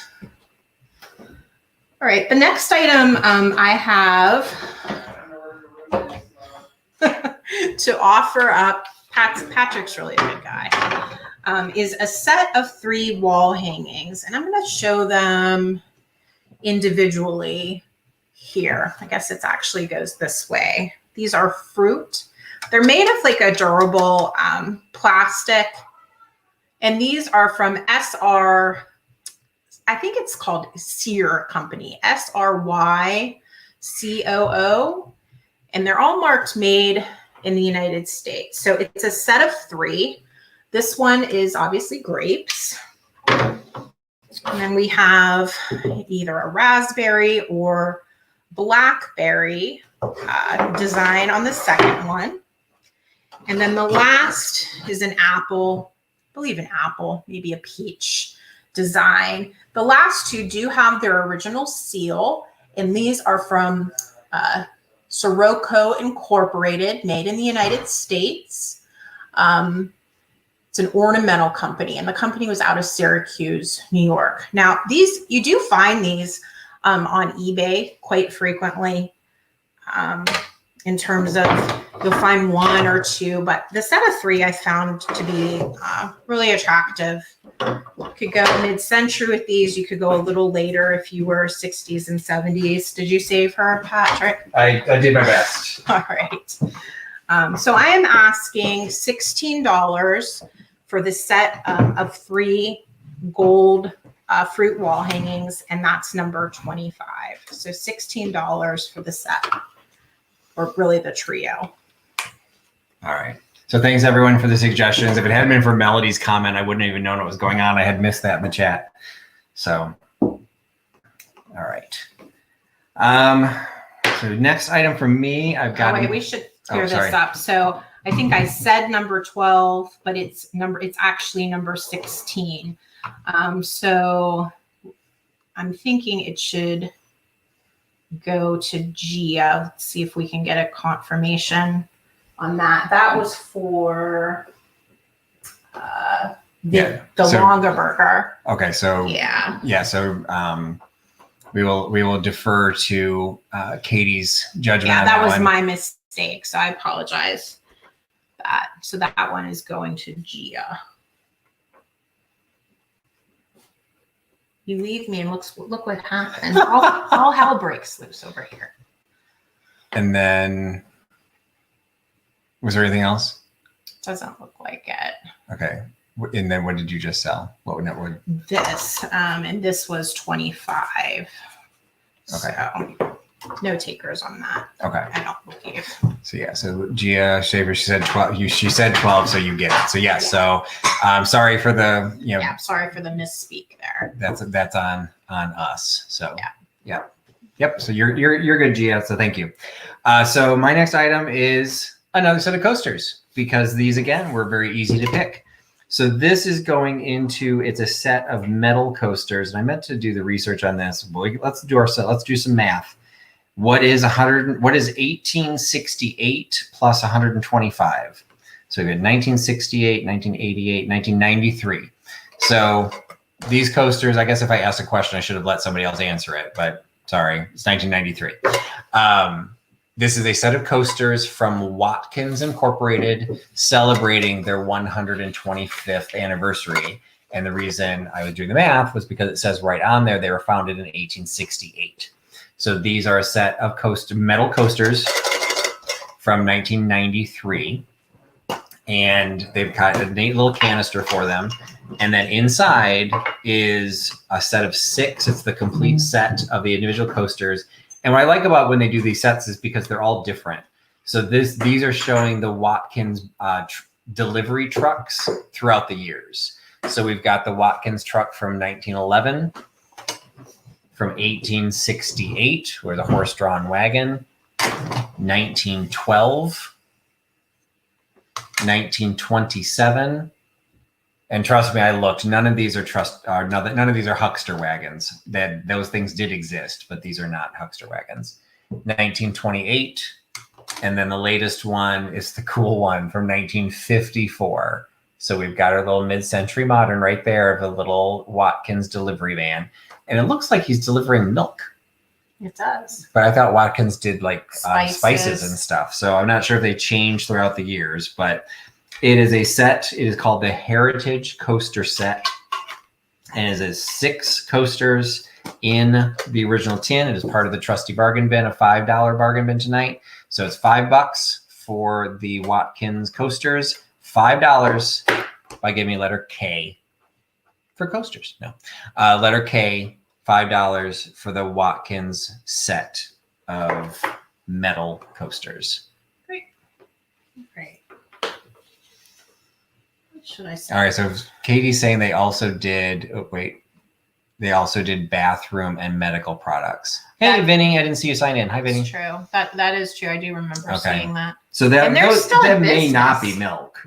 So it's just they look like bottles of something, and they looked white. So maybe they were like medicine bottles or something like that. Yeah, I think they are still in business. Yeah, their spices are excellent. I've had some of them. Okay. All right, my next item. So Melody gets letter K. All right. All right. My next item is a planner. He is marked USA 621. I did not look him up. I don't know if he's California pottery, but nonetheless, USA 621. He is a peddler with his cart. And of course, you would put the plant down in the cart. I'm sorry, he's a what? A peddler? A huckster? There you go. There are no peddlers in this place. They're all hucksters. He is a huckster who is peddling his flower cart. Anyways, he has nice coloration on him. Yellows, greens, blues. No damage. I don't think a plant has been in there, if ever, for a very long time. So planner, I'm going to ask $8 for the Huckster planner, and that would be number 15. $8, number 15. And I will show this. I didn't even show Rebecca this yet. My newest purchase, I got this from eBay today. The auction ended today. And so this is on its way. I got another Huckster license. So this one also from Pennsylvania, which is where we are, from 1934. Harrisburg seemed to be very big in their Huckster licenses. I have multiples from Harrisburg. Is that a chauffeur license? This one's the Huckster license. It actually says Huckster right on it. So the peddler versions of these are very common. Like if you go on eBay and look for peddler license, there's over like a dozen or 2 dozen. They're I'm not gonna say they're rare, but they're not as common to actually say Huckster. So I only have 3 of them. That's really neat. And this is my 4th. Yeah, so, I've sold the chauffeur. Yes, I've seen the chauffeur license. They're usually sold the same type of shop will sell those. So yeah, Vinny, I'm outside Pittsburgh right now at Rebecca's place. So Vinny's the one who said I look like Brooch Shields. Yes, Vinny is Rebecca's best friend. My new best friend. So not anymore. So for those of you who didn't see it, I don't know if I will have easy access to it, but I did post a photograph of Rebecca and I from college, and it's quite entertaining. It is. So again, that's the photograph for 1991. So we've got the before and the after. At least we're still friends. That is true. That's consistent. So the joke of it is I actually have sold that jacket. I sold that jacket on eBay. And I probably set fire to those pants. You could have sold them now on eBay. Yeah. Those high-waisted acid wash, man, that was 1991. You do have a look going there. Absolutely. Sure. All right. The next item I've got is a, I don't know, you consider this crocheted or knitted? I don't know how to tell the difference. I'm going to say knitted baby bonnet. It's not really a bonnet. I don't know what you would call it. It's like a baby, like ear warmer. So nice. Yeah, it doesn't quite cover my ears, but if my head were much smaller, it is basically, like you can see, it's really just an oval. It's just an oval of fabric that would have come down and then around the baby's head. And then it has the little tie to be able to tie it underneath. It is a manufactured piece because the label is still here. It was manufactured, it was made in Japan, 100% virgin wool. So I should break out in hives any minute, except for the ornamentation. And the ornamentation, this was cute regardless, but I will pick it up because again, these are pre-Viagra elephants, trunk down. You've got these little baby elephants on both sides. So this one you can still see has the googly eyes, something American manufacturers would never be able to put on a baby hat right now. Those are like choking hazards 101. And then like a little ball. And so the eyes are there, but the ball is simply a yellow circle. On the other side of the hat, the elephant has lost his googly eyes, but the ball has one of its stripes. So it's not in perfect condition, but I didn't even notice that. I didn't notice the absence of that when I purchased it. I didn't even see it. So I thought maybe it was like a neck muffler, like it would go around. But then we thought, if your head was smaller, it would go on. But that wouldn't be a hat because it doesn't have a back. It literally would just kind of go down. So somebody just said that they remember those. And so I don't know, Maria, I don't know the difference between crochet and knitting. I saw that question too. So it's like, it is manufactured. So I'm going to say because it's manufactured, it's probably machine knit. I don't think there is such a thing as machine crochet. I could be wrong. So the detail, you can see there's a little bit of a thicker detail here along the edges all the way around, and then just the regular body in the middle. But I don't know how to tell from the stitching what that is, but that label is there, made in Japan. So it is machine made. It is part of the $5 bargain bin. So it is $5 for, and I'm still not sure if being told I'm part of I look like I should be the new kids on the block, if that's a compliment or if that's an absolute totally insult. It would have been a compliment in 1991. Absolutely. Now I think they're older than I am. But anyway, so the little hat, part of the bargain bin for $5. So $5 for the little knitted hat, $5 by giving me letter A. $5, letter A for the elephant pre-Viagra hat. Great. I guess maybe because it's a baby hat, it's post-Viagra. No, I'm sorry. I should have said that. Oh my gosh, Pat. Sorry. Does this go south as the time? We're going to play blue here as we get to the top of the hour. But okay, go ahead. All right. The next item I have is a pair of M.A. Hadley salt and pepper shakers. I did look up this design today, and now I can't remember the name of it. That did a lot good. It's sort of a swirl. Yin yang. Hamburger. It does look like a yin yang, but that's not Hadley-ish. But anyways, these are like stovetop, I would say, salt and pepper shakers, the nice sort of heavyweight. They do both have their original corks in them, marked salt, S, and pepper. Show it a little bit closer because if you're familiar with Hadley, most of it's that blue, but you can see there's a green line, and they did do some Hadley stuff was done in green. So I've never seen one that had both the blue and the green together. So it wasn't hard. It's not easy to see, but there's like it almost looks gray on screen. Yeah. So that's that green Hadley line. It's a stripe of green and then almost like a stripe of peach color. So salt and pepper shakers from Hadley. And I'm asking $10 for the pair of those. And that would be number 14. So number 14 are the Hadley salt and pepper shakers. All right. And so I had up in the sheet, go ahead and say it. So the little knitted elephant hat goes to Lilac's Vintage Life. So thank you, Christina, for picking that up.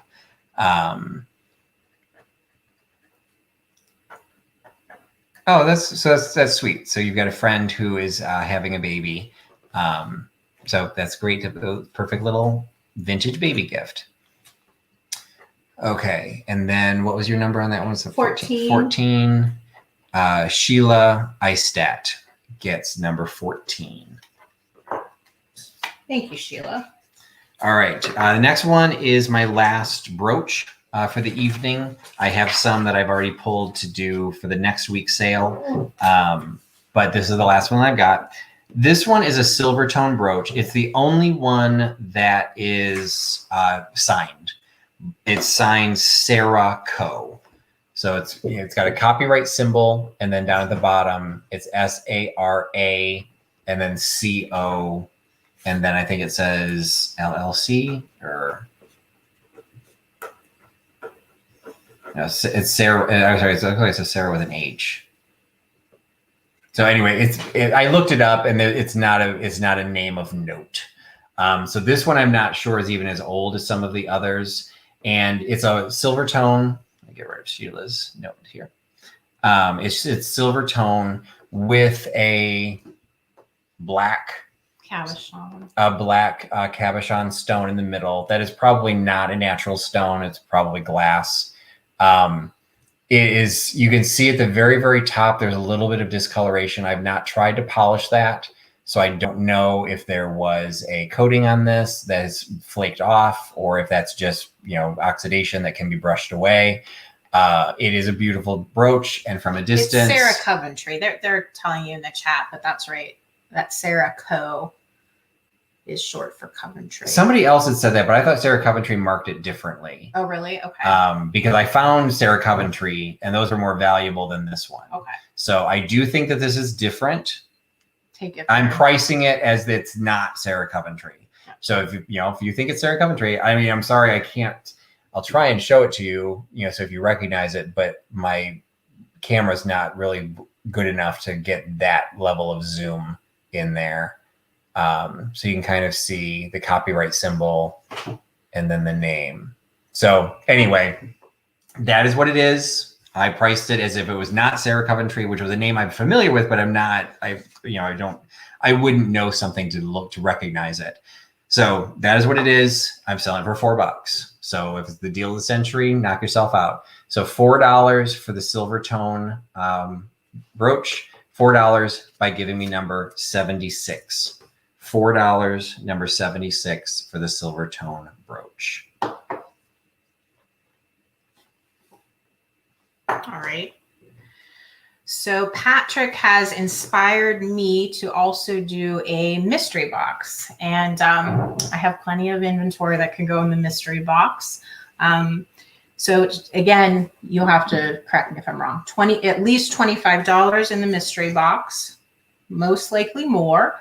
And then I'll try to keep that shipping right around $10, just based on your location. So the closer you are, I may put some heavier items into that box.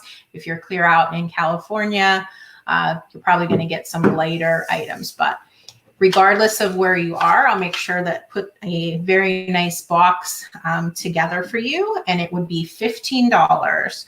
I'm going to ask that since these tend to be popular, that you give me a number or guess the number. Is that accurate? And the number is going to be between 20 and 30. So the first person to guess the number between 20 and 30 that's accurate will get my first mystery box for $15. And she's got some good stuff, so you'll get a good box. Is that the nice way of saying like I'm a hoarder? I'm not really. I'm not a hoarder, but no, I do not think you're a hoarder. Okay, so I saw the number. So now let's see who got the first one.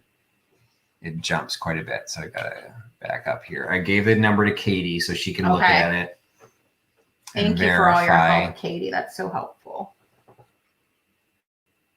It looks like Karen. Oh no, it's No. number 76. That's Yeah, your Karen- brooch? Was Karen that your got number brooch? 76. Okay. So yeah, so that was So so Karen got 76. That's my brooch, the white tone Sarah something brooch. And we'll get those all shipped together for her. And then Katie knows that. Yep. Okay. So she's got the number, and it's the same person that we see. Number 22 goes to Victoria H. Thanks, So Victoria. Vicky I look H. forward to putting that together. And so you. shipping from Pittsburgh to Connecticut shouldn't be all that expensive. Not too bad. All right. The next item I have is, now this piece I would say is crocheted.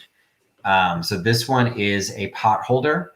I'm going to assume it's handmade. There's no tag or anything on it to indicate that it's machine made. So I'm going to assume that this is one of those 60s or 70s craft projects that somebody made on their own. It's got the little hanger on the top, so you'd be able to hang it on a hook or something like that. To me, this looks Christmassy. Like, it kind of looks like a poinsettia, but I don't know if poinsettias have a yellow center. Yeah, I think so. I don't know if it's designed to be Christmassy, or it's just red and green and then the yellow center. I don't know what flower that would be. It was the 70s. God knows what people were growing back then. And it's designed like it's 3-dimensional on the front. So like the leaves were separate, and so then stitched on the top and bottom, so you can actually see how they're stitched on. So that means on the back it's primarily white, and then you only have the color in the middle. Sort of a nice design. Yeah, so it'll sit flat because on the back it's completely flat, but on the front it is kind of raised up. So it'd be I'd actually say this is probably more like a trivet, or to be perfectly honest, it's probably a wall hanging, because there's a lot of detail and design to stitch those leaves on. It's one of those cases, like when you make a baby quilt, you don't ever want the baby to see it or touch it, because they're just going to destroy it. So this is, again, I did a bunch of small things. I brought them in to be part of the Trusty traveling bin for $5. So $5 for the little dimensional, so Melody's also saying poinsettia. Katie's saying it's Christmassy. I don't know, but do poinsettias have a yellow center? I don't remember that. I don't remember that either, but it does. It looks Christmassy. Yeah, I would say it does. So anyway, however you want to use it, it is $5 for the hot pad pot holder trivet. $5 by giving me letter N. $5. N is a nest for the little floral crocheted pot holder. And then it can be whatever flower you want it to be. There you go. Or you can just flip it around and just be like a little starburst. So we've got a couple of takers on N. Let's see if we got Katie to verify who actually gets that one. On to the next. Okay. All right. The next item I have. This is one of my favorites. Is this is a Boy Scout item. It's an early Boy Scout item, and the graphics on this are particularly nice. Thank you. See, I need that. I need that assistance.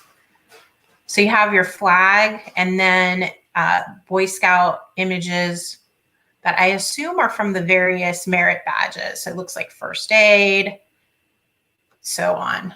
And then it will open. It's a 3-fold leaflet. So that's what I need you to do that again, Pat. That's what the inside looks like. A 3-fold leaflet. And then the outside has the nice graphic that I showed. And then the very back has the vintage Boy Scout images. And the date. Yeah. So this was given in 1923. And I think it's dated slightly earlier, the actual leaflet. I think you said 1916. Yes, 1916. And these were almost like a license. So you can see it says non-transferable with a number. So these were actually the registration that the Scout would have had to have done prior to being involved for that year. Now, there are some of these online now, but I wasn't able to find any that dated as early as this particular one. Oh, there's that back with the Scouts. So, and it has that original Scout do a good turn daily before they changed the motto.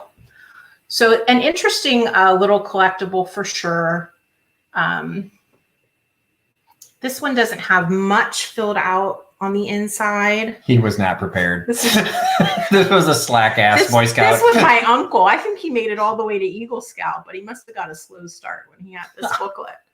So a nice little collectible piece. So the name that's on there is Gordon Meddy. So that is her uncle. My uncle. Obviously, I'm super sentimental about his Boy Scout items.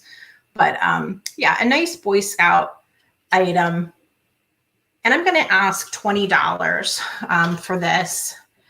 There are many online now from more like the 30s, the 40s that are beyond this price range. So I'm asking $20, and that would be number 53. So number 53 is the vintage trifold Boy Scout registration card.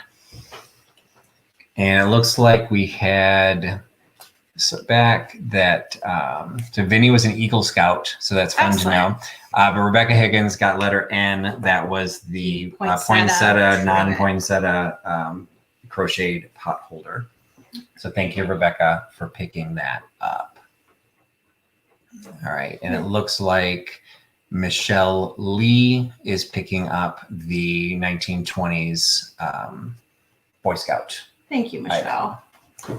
All right, my next item is, shocker, coasters. But I think they're the last coasters for the evening because we're already at the 2-hour mark, but we've got a few things left. So this one is, these are like, I'm not even sure that 100% what kind of material these are. They're kind of like the paper ones, but they're that squishy paper. So they're like the coffee filter type. So it's more of a non-woven fabric material. That is, Vinny's in the house, but I don't know if Vinny uses coasters, but we've got his nautical theme going if you want to get some pelicans into your nautical decor. But it actually says they're 20 nauticals coaster. Why did I ask on the nauticals? Well, I guess nautical coasters. Somebody just screwed up the graphics on this one. It's new old stock. It's still sealed in the original packaging. There's no UPC. There's no other information. Once upon a time, they sold for $1.29. I don't know what era this would be. Actually, take that back. There's something on the side. I'm going to assume this is a date. It says 1981. I'm assuming that's a copyright date or something. I can't tell what's behind there. So there's a bunch in here. 1, 2, 3, 4, 5, 6, 7, 8, 9, 10, 11, 12. There's 20. Are they pelicans? And I believe they are pelicans. So I don't think they're gulls. I think those big beaks, I think those are pelicans. So you've got kind of a brownish color to them and then the yellowish in the head. So these, again, it's a set of the 20 coasters. It is, yes, Coasterholics Anonymous. We've got a set of 20 coasters for pelicans, part of the... Do you know the pelican little riddle? No. A mighty fine bird is the pelican. His mouth can hold more than his belly can. You never heard that? I've never heard that. Yeah. I'm landlocked. My father-in-law liked that little saying. I like that saying myself. So instead of 20 coasters, part of the Trusty's traveling bin for $5, $5 for the pack of Pelican coasters, $5, letter X is an X-ray. $5, letter X for the set of 20 Pelican paperish, non-woven coasters. It looks like, we'll wait for the confirmation from Katie, but.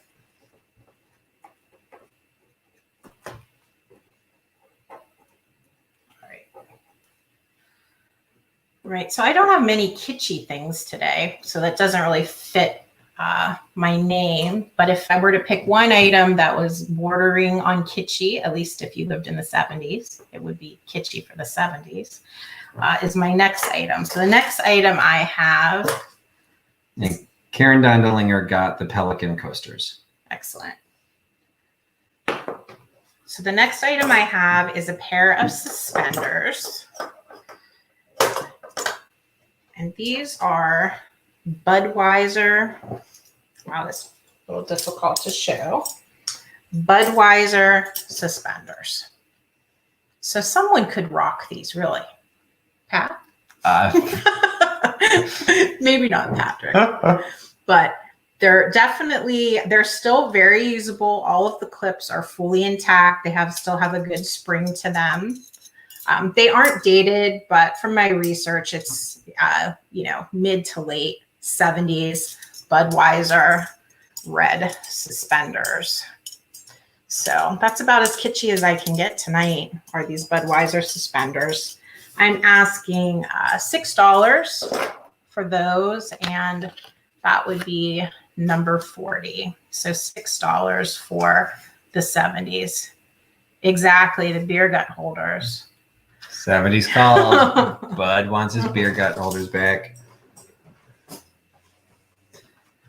All right, my next item is actually another pot holder. I got these as as part of an estate sale.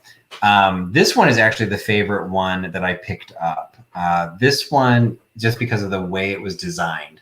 If you look at the back of it, I'm going to say that I'm going to assume that this is crocheted, although it's really tightly done. So I don't know if that's what makes it knitted. I'm not sure I know the difference between crocheted and knitted. But if you look at the stitching on the back, look how tight it is. I'm not sure if crochet really did do that.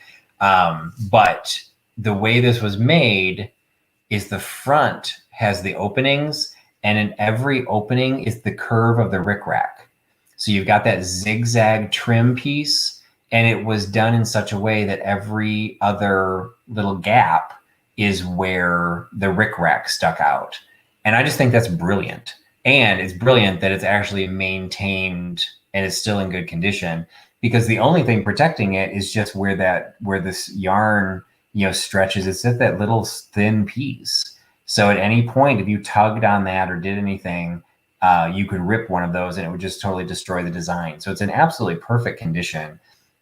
So Grandma to 11 is saying that this is still crochet. So maybe, I don't know. I know there's different size needles. So maybe this uses a smaller needle, but it's a way bigger piece than the stitching that was in the Christmas one. This is probably more what I'm used to. This one is just super tight, but I love it. I love the colors, like the blue and white. I think this could go into a modern kitchen. It could go into a vintage kitchen because of the rickrack. It's just a really cool piece.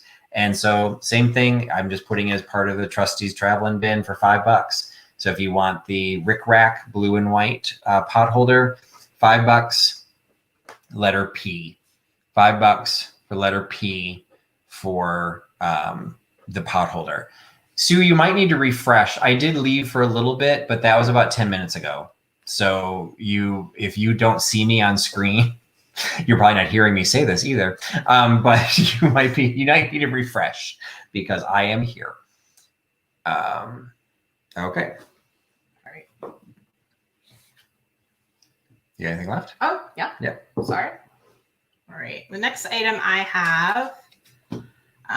You were asking where in the country I am. Oh. I thought you were asking why wasn't I on screen? Yes, we have a different decorated stoneware collection behind me, so I have some consistency. I am at Rebecca's home in Pittsburgh. So anything that she ships will be shipping from Pittsburgh. Anything you buy from me, unless it merges and we will combine shipping, I will ship when I get back to Chicago in a week and a half. All right, that clears that up. Right? Yep. Okay, the next item I have is a Black Swan planner / dish. Probably was a planner. It's the double swan design. This is marked California Pottery, USA, and this was $175. It's in excellent condition. Maybe a little bit of soil is in there, so it may have been used already as a planner, but no chips or cracks with that double swan head. A little bit more rare in the black than the white from my understanding of California pottery, but a nice attractive piece nonetheless. I am asking $12 for the double swan California pottery piece, and that would be number 28. So number 28 is the swan piece. So letter P, the blue and white rickrack pot holder went to Leanne Say. And I apologize, Leanne, you had asked a question earlier, and then I think we got distracted by the spider, so I never answered it. You can, and ideally, if you're buying from either one of us, you would email the person you're buying from. But if you end up buying from both of us, you can just email me if you already have my information, or whichever email you find or can remember. We will clear everything up before I head out tomorrow. So you don't have to do both of us, but if you want to, you can. We're pretty loose. We'll figure it out. We'll figure it out. But you are not required to send to both of us if you know what you just bought is actually merging the two together, because we keep track of that. So let's see. So we've got the Black Swan. Looks like, and that's also going to Leanne Say. Okay. So the Black Swan, number 28, goes to Leanne Say. So when I picked up the Little Bo Peep handkerchief, it had a friend, and I divided them up because I didn't really see that this belonged with the other one. Like, they didn't really go together, except they are about the same size. So again, we've got a relatively small handkerchief that I don't know if this makes it a child's handkerchief or if it's just a small lady's decorative handkerchief. This one doesn't have the printed design. This one actually has a stitch design. So we're moving into embroidery now. And because I'm familiar with my ex-wife, we had a fabric shop, and she did a lot. We had a lot of customers that did a lot of crafts. So we get used to cross stitch, embroidery, things like that. And I become obsessed with whether it is handmade or machine made. This is machine made, and you can tell it's machine made because, first of all, this is the easiest way to tell if something is machine made. If you can't tell the difference from a distance from the front to the back, it's machine made, because on the back, they've stitched extremely heavily all of the yellow, which you would never be able to do that uniformly by hand. So there are a couple stitches carried, which a machine typically wouldn't do. But in general, because of that yellow work, this would definitely be machine made. So I would say this also has the age of that Little Bo Peep one. Mm-hmm. But it's got a stitched hem. So it's not a rolled hem. It is a stitched hem. And I would say, though, this is still, this might be a rayon. It might be cotton.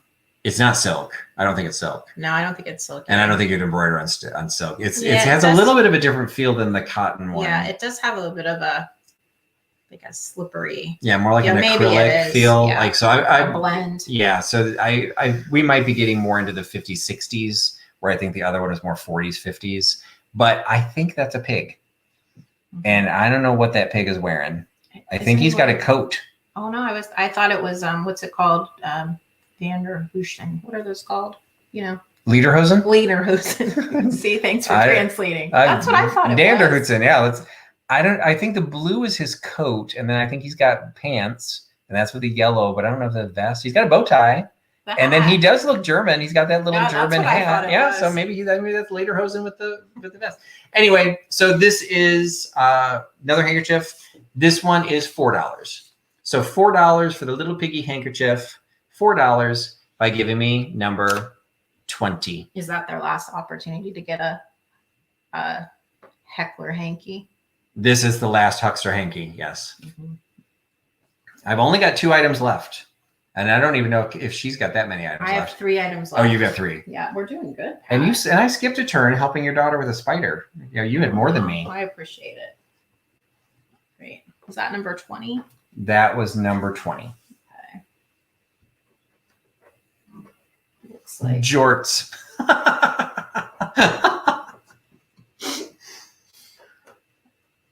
All right. So my next item is a bit of a sad story. I just want somebody to take her. So like I'm sure many of you, I rarely buy anything with damage when I see damage, and I'm pretty good about it. But this poor little girl, when I saw her on the shelf and I picked her up, I didn't see any damage on her. And then today I was looking, I'm like, wow, someone did quite a glue job on her. So she does have damage that's been repaired. They did a pretty nice job. It's like her top half, her torso had come undone at some point.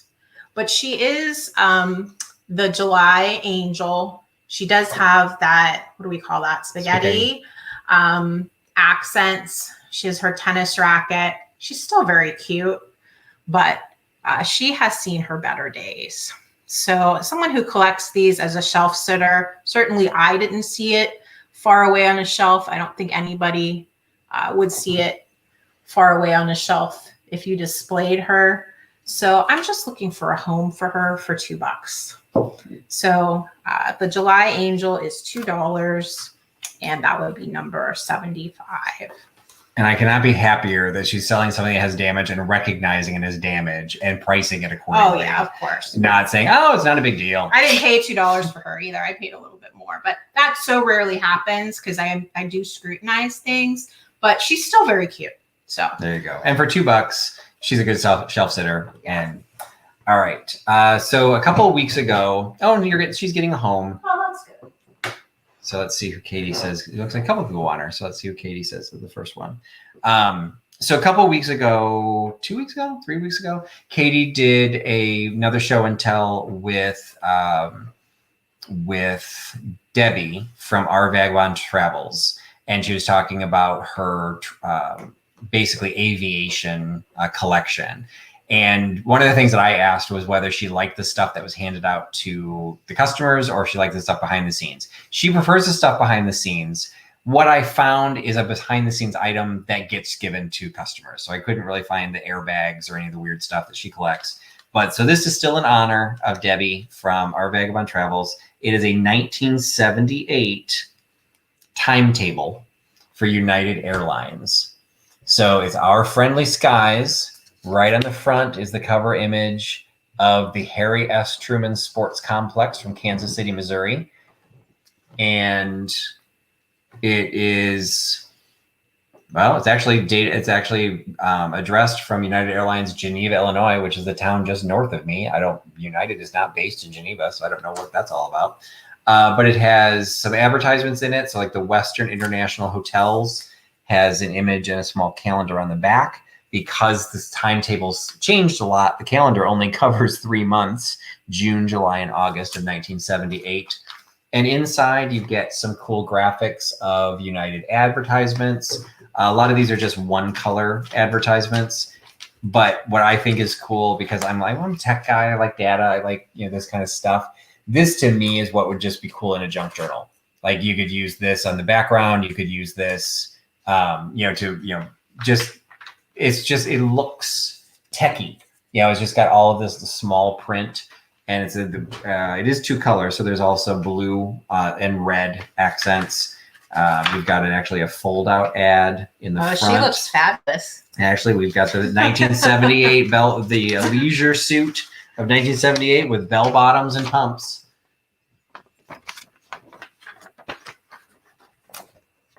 So where we go.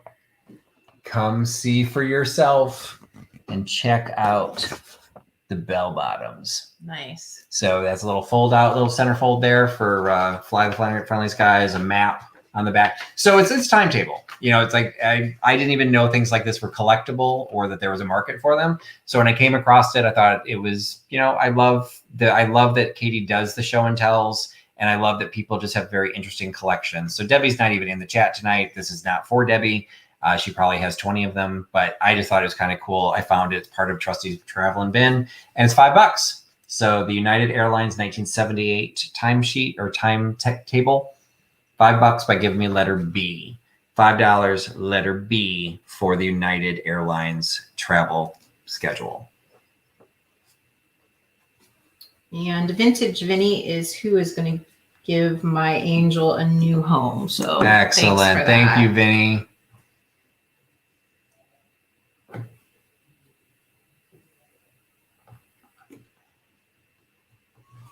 Yeah, there we go. Vintage Vinny got number 75. All right.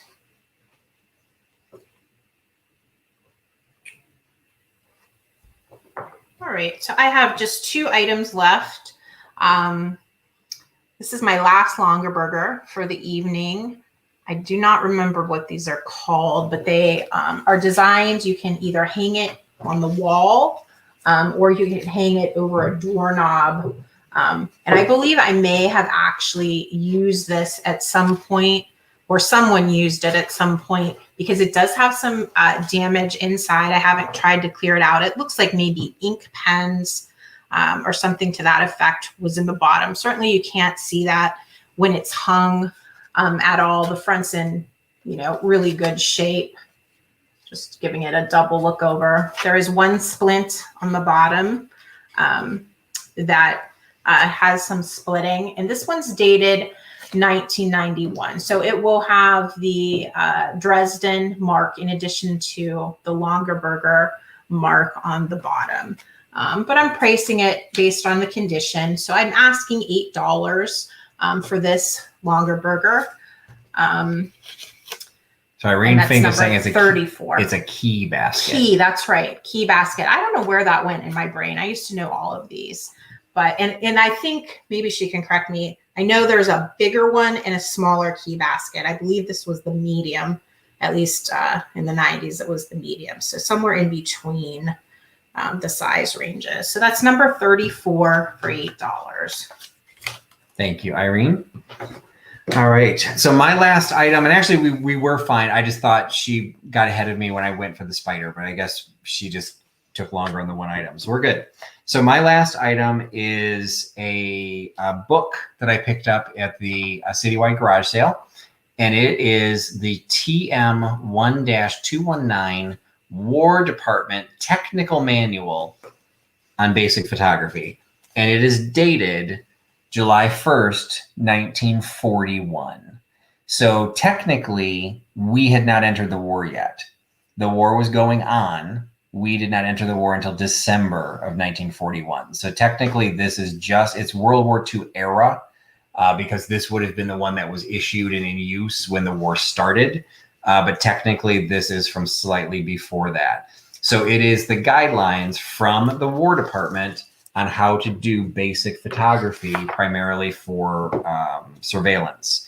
So there's Air Corps information, there's basic photography techniques. There are some images, through here, but admittedly, the bulk of this is text. So this is, it's an informational piece. Some of the images is, showcasing, how to do the photography, compare and contrast. This would be, you could cut this into a junk journal.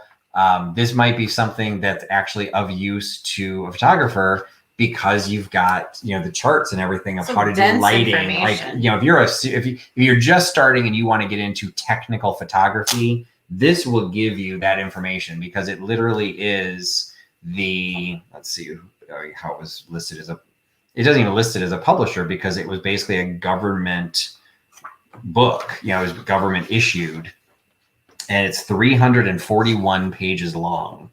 So it's a fairly decent book. And it says this manual supersedes the one that was issued in 1930. So evidently they don't update them very often. It took 11 years to create this one. So this would have been the same manual that was used throughout World War II.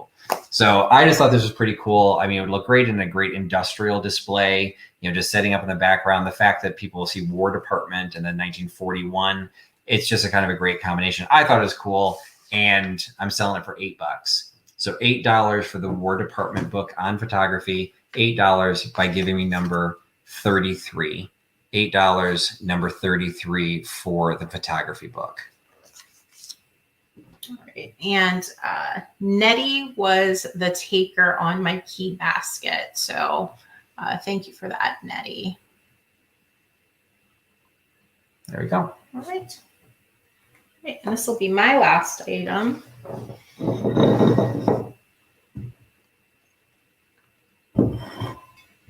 It looks like Melody is picking up number 33, the photography War Department book. Great. Okay. So my last item notably is a bit of a larger item. So, there will be some shipping charges involved, but I'm pricing it really competitively compared to sales prices. And I'm going to show you the pieces separately just so I don't clink them together. But this is a large Hershey's milk chocolate jar. It has the applied graphic here. It's not a sticker. It's actually applied to the glass. And there were a couple different versions of these. There was one in green, and then this one seems to be a bit more rare with the red graphic. So it could be used obviously as a candy jar, right? Or a cookie jar. I actually had used it just up until recently on my counter for dog treats. I have washed it. And then I replaced that with a Fiesta canister that I'm now using. But it's a nice substantial size. And I'll do my best to keep that shipping cost down, but we do want to package that appropriately. So I'm going to be asking $20 for that canister, and that is number 79. So the Hershey's vintage canister with the red graphic, number 79 for $20. There you go, proud American. Put the Scooby snacks in there. The year, somebody's asking, I am not sure on that. And I did research that a bit on eBay, like pulled up solds and whatnot. It doesn't seem like many people have that. There is a trademark logo next to the Hershey's. So they've already trademarked it. So it's not like they first started out. But they've been around for over 100 years. So. And it also looked like they went to a lot of tin canisters in the 80s, or at least the mid to late 80s. So I'm thinking this is like early 80s, if not sooner. But I can't put a date quite on that without a little bit more research. All right. So I did not tell Rebecca about this part. So she wants to start pulling. So the items that we did not sell, we can highlight. Okay. So the only thing that it looks like I did not sell was actually the timetable from the United Airlines. So this was part of the Trusty's travel bin. So it was $5 for the 1978 travel flight schedule with the fold out of the woman in the bell bottoms, and then some of the other art and text throughout the book. So that was $5. And it was letter B, if anyone wants to pick that up. The bowl that actually Rebecca and I found today, and I told her that I convinced her to include in the sale because according to Katie and to Daniel, everyone loves clear glass, and I do as well. So this is the pressed glass molded dish of the cherry design. What's I think notable about this, and I don't think Rebecca commented on it, I can't find the mold lines on this. So this was done in a way either that they were fire polished off, which would be very difficult to do because of the frosted design, or it was done in a way that was a higher quality at the time it was made. So you do not have the seams that are typical of pressed glass. So that one's pretty cool. And then that one it's only $6. So a little berry bowl with the cherries on it, $6. That was number 90. So $6, number 90 for the clear glass cherry bowl.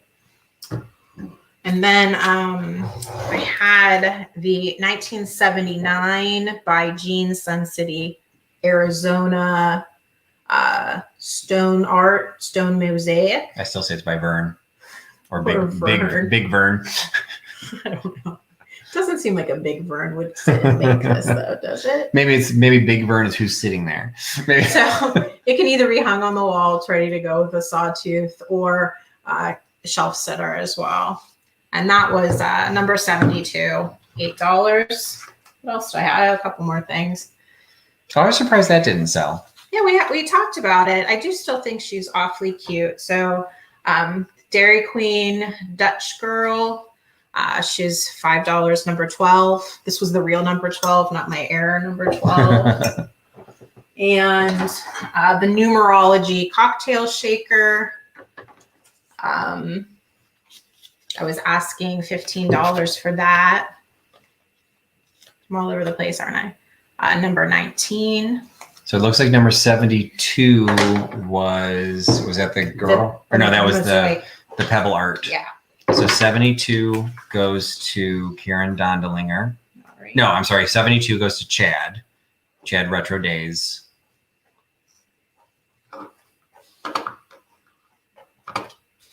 And then it looks like we do have a taker on the Dairy Queen. And was that number 12? Number 12. Yeah, so that's Karen Dondelinger picks up the Dairy Queen. All right. And then was there a 19? Where'd my card go for this? I'm sure there was a 19. Was it this one? Yeah, that was the card. Okay, so the numerology. So you wanted the numerology, Chad. So number 19, the numerology shaker goes to Chad Retro Days. Thank you, Chad, Thanks, for picking Chad, that up. I appreciate it. And thank you, Nate, for keeping track for us. Katie went and had a drink, I think. Oh, we didn't get to thank her. Oh no, I'm sure she's still around, right. but Nate is stepping in. All right. I have 2 other things. Should I show them real quick? Yeah. So the only other things I have were the 3-piece of the gold fruit wall hangings from Sirocco. Those I was asking $16 for the trio, and that was number 25. Yeah, George talks about Sirocco all the time, so I can't remember where this falls into the hierarchy of what age these are, because these are not dated. No. They say copyright, but they don't have a date. It just says copyright. It's really weird. And they were made in Syracuse, New York. I thought Sirocco was in California. Syracuse. Okay, I guess I never made that connection. Okay, me either. Even saying it multiple times tonight. Yeah, Exactly. All right. And then the awesome Hershey's jar, which from the back, you can see it there too, but from the back, it's got a really cool pink, like a chocolate pink look to it. And it's probably 5 pounds. It's not ridiculously heavy, but it is going to be a decent sized box. Like this will not fit into a standard first class. No, unfortunately, no. Box. So that was $20. $20 for 79. So. And that's it. So that was everything. So this was fun. I had a lot of fun doing it. I ran longer than normal, 36 minutes longer than I normally like to, but be perfectly honest, so many of the items that I had were $5. I wanted to sell all that I had because I need to pay for this trip. So if Linda's asking me, I live in the western suburbs of Chicago, but I live north of Oswego. So I live north of Aurora, in North Aurora. And we are currently sitting in the living room or dining room of Rebecca, who is north of Pittsburgh, one of the suburbs north of Pittsburgh. So we will try and figure out the details before I head back to the hotel tonight. And I'll leave anything. There were several people that bought from both of us. So Rebecca will take care of billing you. So you will get one invoice, and that will include everything from both of our sales and then the shipping with a combined shipment from Pittsburgh. For anyone who bought only from me, I will be keeping the items with me. I will not finish my trip. I will have another live sale next week while I'm still on the road. So I will not ship until after that one. So I do apologize for the delays, but I will combine shipping then with those 2 sales. And if you only bought from Rebecca, she will also be doing her shipments this weekend along with the joint ones. Yeah, so I'll try to get all invoices out tomorrow at the latest, maybe Saturday at the latest. And I probably, to be perfectly honest, I probably will not get invoices out until after my next sale. If for some reason you want me to invoice you, I will, but I don't have this. I don't have my scale with me. I don't have my boxes with me. I just don't have anything to really calculate the shipping.